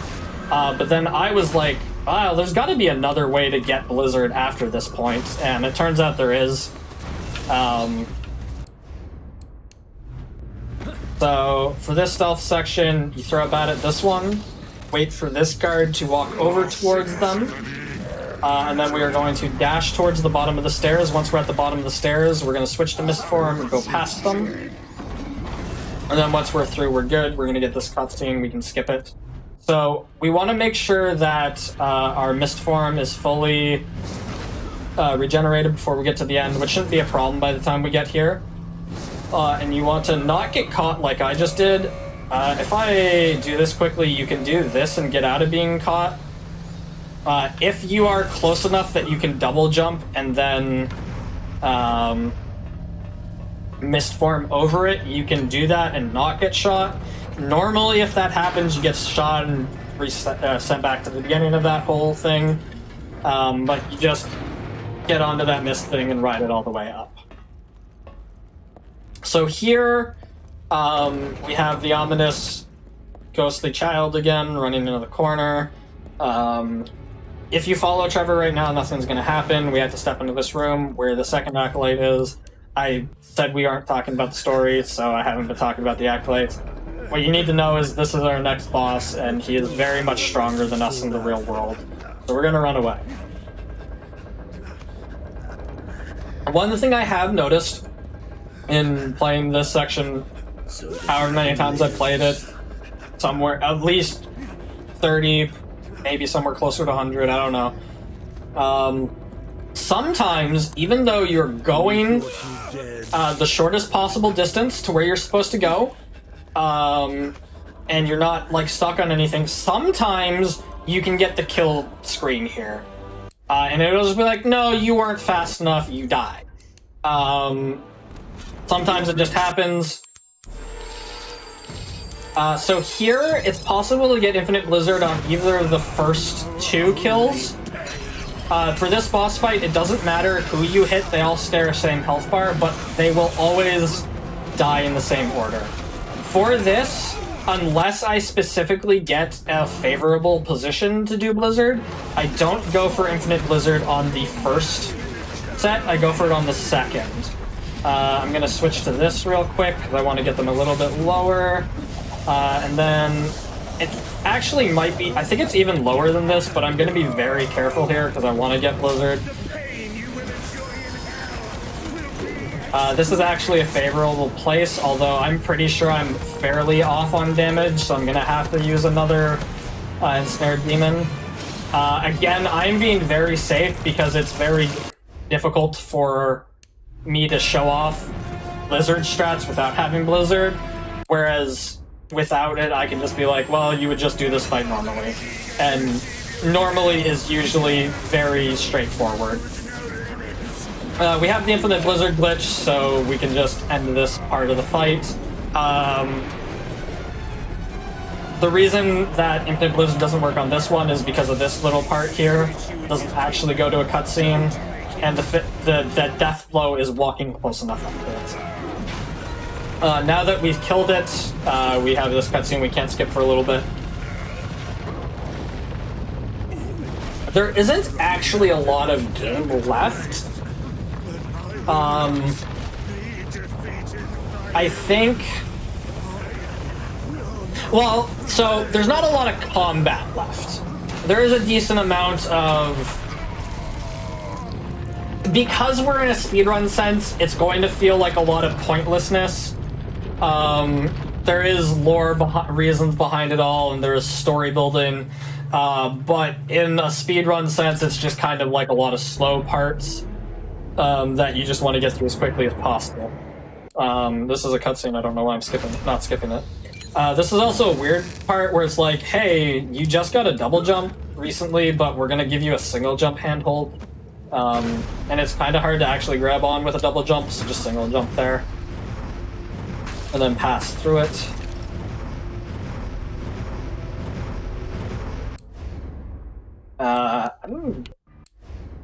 We're gonna get some like flashbacks, and then we're gonna meet up again with the lieutenant, and then we're gonna get some. We must find the third acolyte.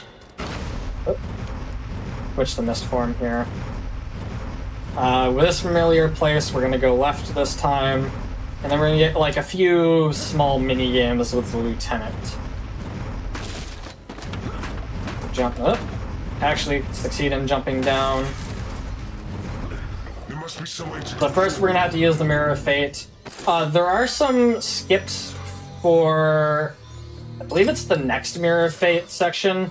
I've not been able to replicate it on PC. Like I said, there are some things that worked on the PS3 that don't work on PC. That being said, I think Cress used to run it on PlayStation. I don't know if she was successful in getting any of the tricks working.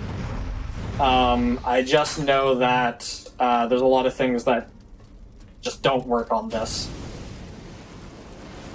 This here, you just kind of hold down until it lets you. On this difficulty, you don't need to like wait or anything, just go through, it's not enough to kill you. And then come to this little puzzle here. So the way this works is you need to stand on different... Oops. You need to stand on different sides. Oh, that's what happens if you step off. So you need to stand on different platforms, and you can see a fireball's moving. If he's not standing on it before you get off, then he'll fall. So you just kind of need to do this zigzag pattern, not that. Because I stood there too long, he got hit by a fireball, so that's what happens if you fail. So you need to do this zigzag pattern where you let him progress. The lieutenant is actually a major spoiler on who it is, so if anybody wants to play the game, almost killed the lieutenant there. If anybody wants to play the game, I'm gonna spoil it, so come back in 30 seconds. The lieutenant is Alucard, and he is impersonating Zobek's lieutenant. Zobek's lieutenant was sent to kind of keep an eye on Gabriel, because Zobek doesn't trust Gabriel. So Alucard killed the lieutenant and took his form to put this whole Machiavellian scheme into place.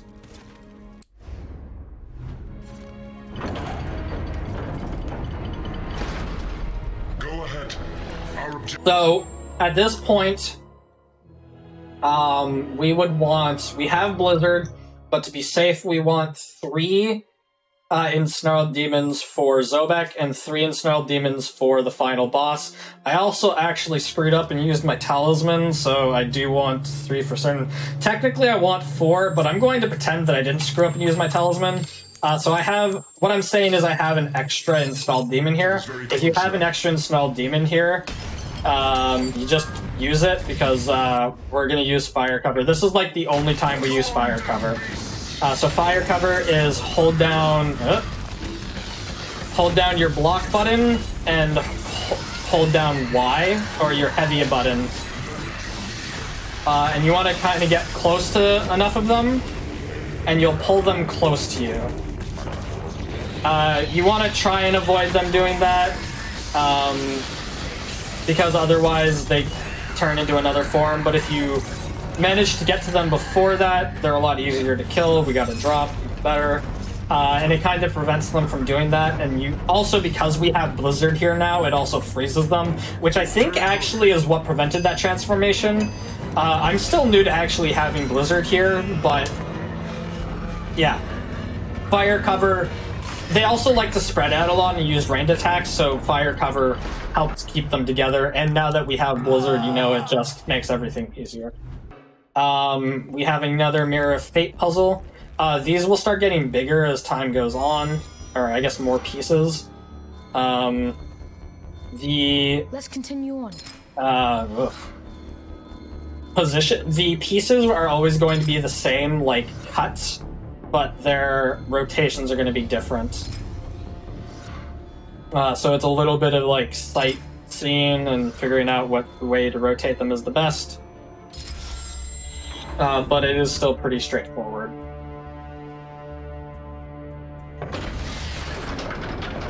Don't be late, Father.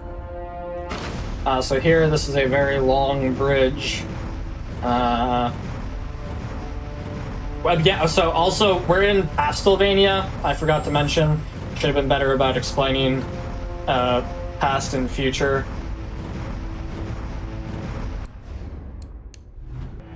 I believe the positioning of the pieces will always stay the same, but to be perfectly honest, I've never paid that much attention.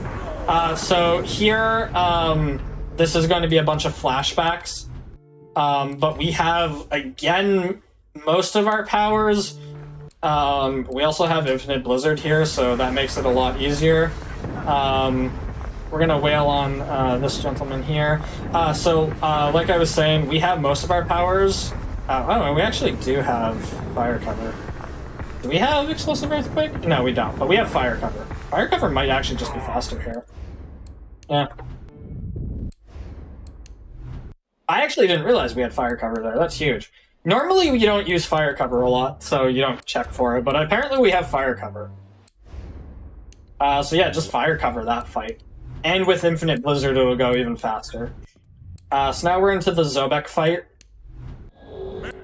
This goes a little bit easier with Blizzard.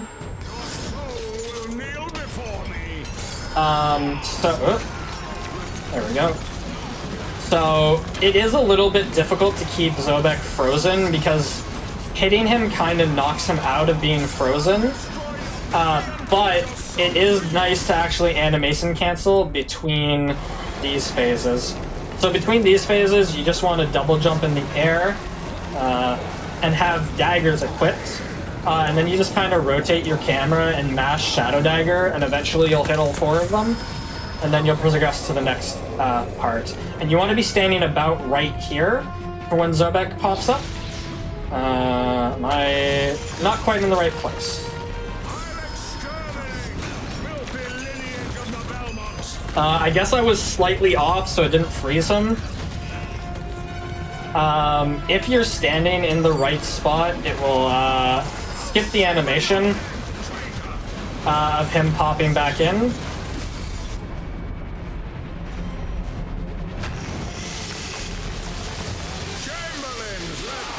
Again, second phase, let's switch to fire. Make sure that you jump in the air twice. And then because you're in the air, every time you throw a fire dagger, it like stops your falling. So you have enough time to just double jump once. I'm gonna stand right here because I think this is the correct spot. There we go. Apparently it doesn't skip the animation for the second one, but it does skip the animation for the first one. You'll have to take my word on it, sorry. So yeah, 3 ensnared demons.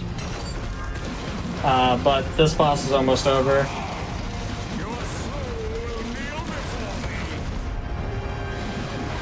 And then again, most boss fights in this speedrun are whirlwind. So make sure you know your whirlwind times down, try not to get hit by this.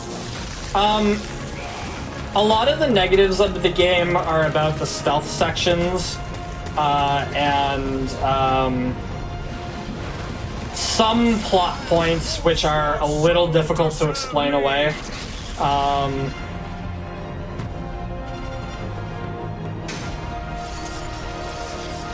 I think it's a good game overall. I definitely think it's worth playing if you can. So this fight's over, it's an unskippable cutscene.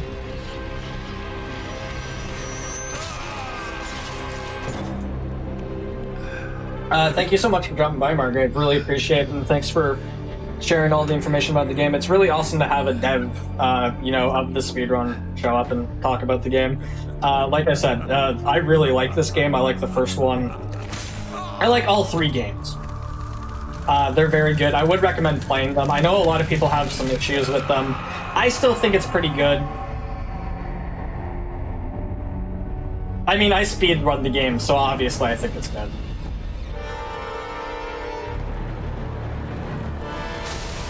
So at this point, we have like less than 10 minutes left in the actual run.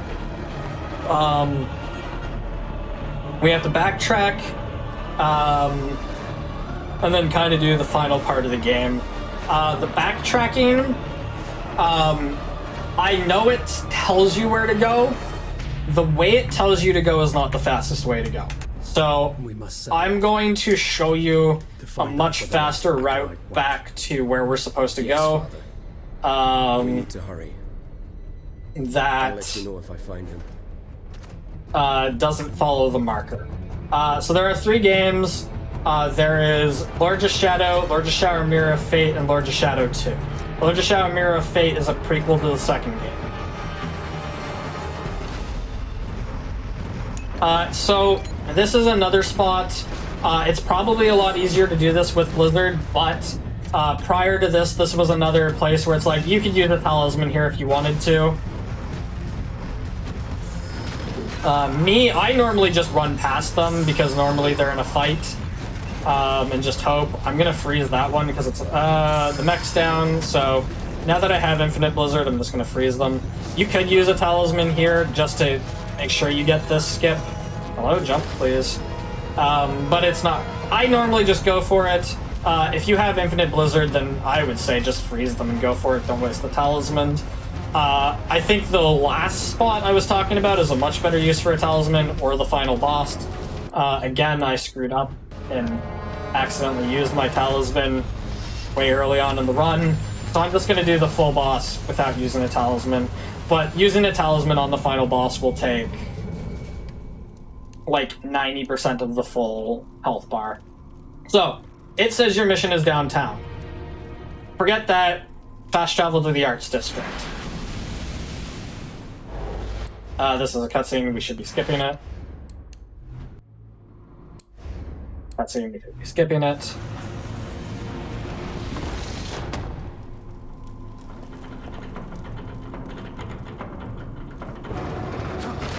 So this is the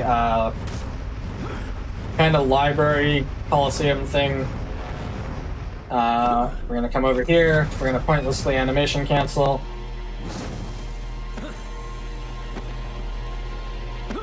So we're taking like 2 routes and we're gonna be back at the beginning of the game, which is where we're gonna go to end the game.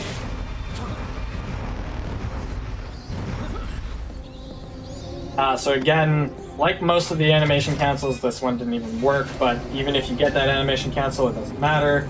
Not a big deal either way.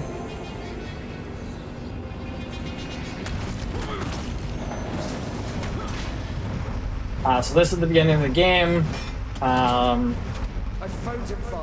it's a lot worse than the last time we were here. And when you get here, Alucard's like, hey, I found them. So if you are not on Transmutation Rune, if you don't have enough items left over, or if, like for any reason, if you think you need to either go shop or get magic, you can get magic here, and you can go shop for more items. I've got 4 items, that's more than enough. Probably. I'll make it work. It would be enough if I had my talisman, but it's fine. I might actually be a little short. I probably should have filled up on my magic there, but, you know, whatever. We'll make it work. I definitely should have filled up on my magic because I don't have the talisman, but it's fine. I don't normally not have a talisman here. So this is the final Mirror of Fate puzzle. Let's spot here. And like I said, the last one, just... Oh. Actually remember where the puzzle pieces go and don't just randomly throw things in there. It's just kind of about sight reading and seeing where they go.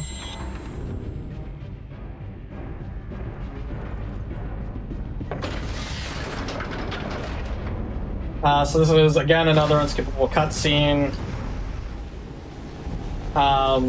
In the name of Satan, Satan's gonna be resurrected. the earth And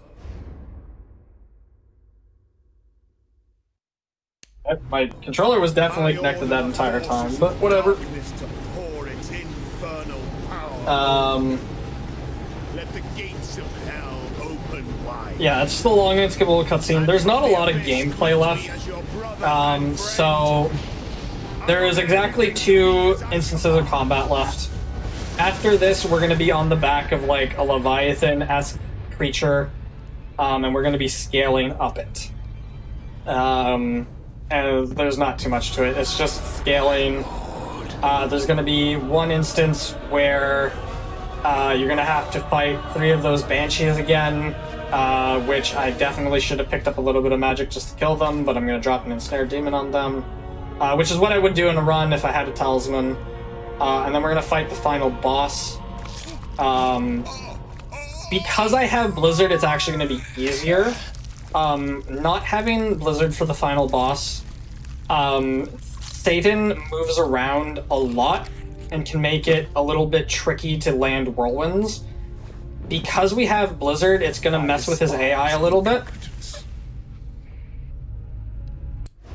Yep, that's the cutscene. This is another cutscene. We must go up. Honestly, it's because I really don't like that cutscene. That one is really gory.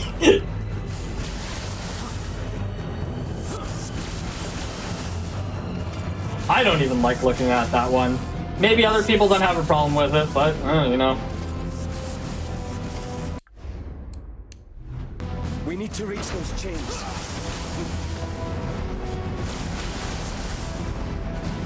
So, you kind of need to dodge these, but it's like random and like whatever. I don't know.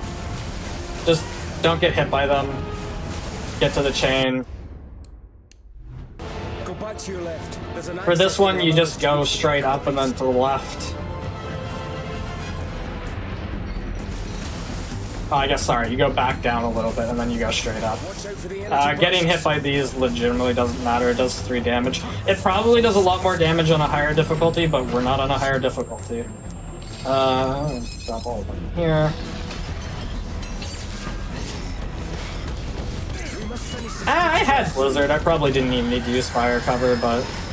We must finish these creatures off soon. Oh well. We should have about 20 seconds of it left once we get into Satan.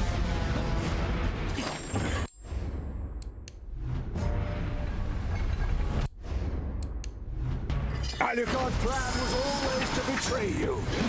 So, because we do knock him out of, like, the frozen state every time we hit him, but he still gets frozen a decent amount, so it can make landing these whirlwinds a little bit easier. I was a little off with that one. That was a good whirlwind.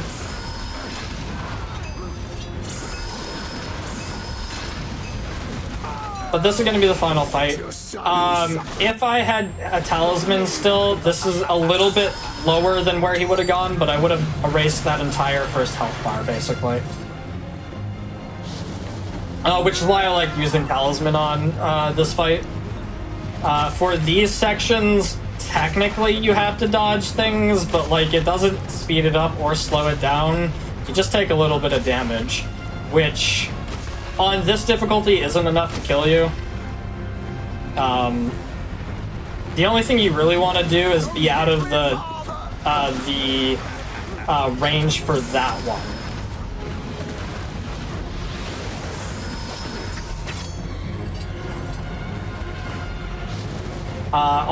There's 4 phases. I'm gonna switch to an ensnared. Near the end of this, I'm gonna switch to, or drop another ensnared.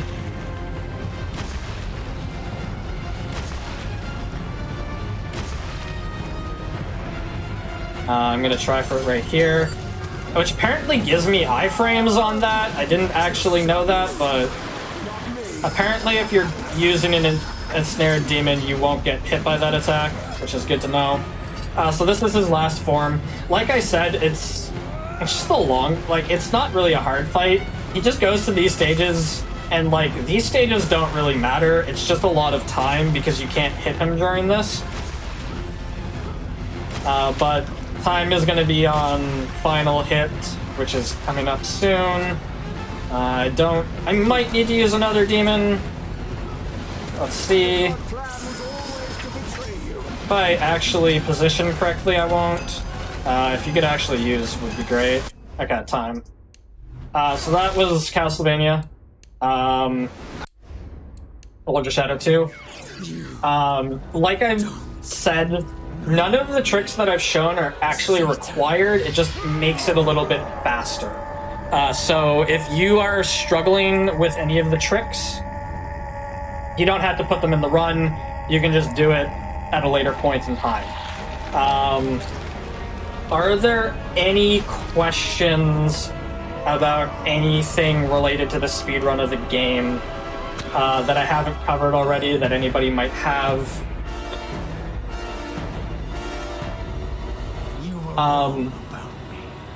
What I like about this game, specifically in a speedrun, because again, I do like the game, but we're not going to get into like the lore stuff.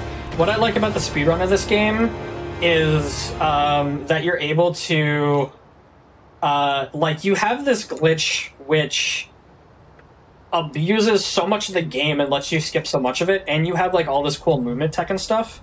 And the gameplay itself is just fun. That's what I like about this speedrun. If the movement is too hard for you, like any of the tricks, you can just practice it outside of a run and just do the run without them, and then slowly add the tricks in once you get better and better at the game. And that goes for like any other speedrun where the tricks aren't required. But that's also what I do like about this one, is like none of the skips are required. Yeah, they save like a minute here, 2 minutes here, 30 seconds here, but if you're just not feeling it, if you're just missing it, even if you like once you're like at an intermediate level and you're like, I just can't do this skip today for some reason, just don't do it then. Like, you can skip it, you can get some practice on the rest of it, you can still do runs without them. The sun is rising. I don't see any questions in the chat. I don't have anything else to say, really. I'm going to post on the YouTube video that's going to get uploaded tomorrow. I'm going to have links to Akion's Fiddlesticks channels, which will have... they do a lot of glitch hunting on a lot of games, not just this game. So you might see a lot of glitches and stuff for other games that you might think are cool. If you want to like look into those speedruns as well, feel free. I'm going to link their channels. It has a bunch of speedrunning stuff. It has a lot of glitches and skips on this. I'm going to drop the game facts, which is like a large compiled list of like, I think literally hundreds of like potential skips, somewhat reliable, like things that are glitches but don't really do anything. They don't have any use, stuff like that. And then you can take a look at this.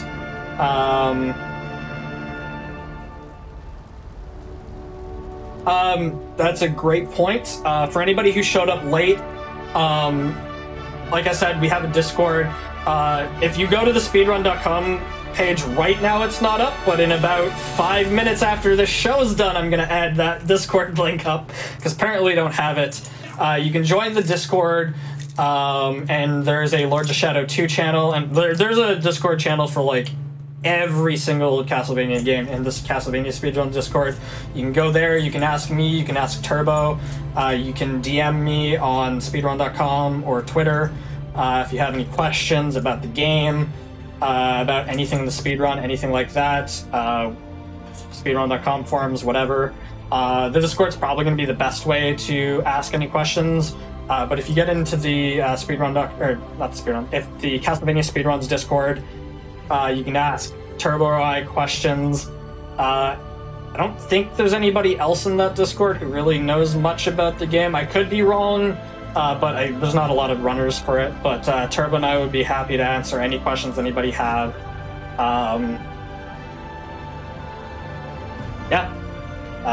That's pretty much it.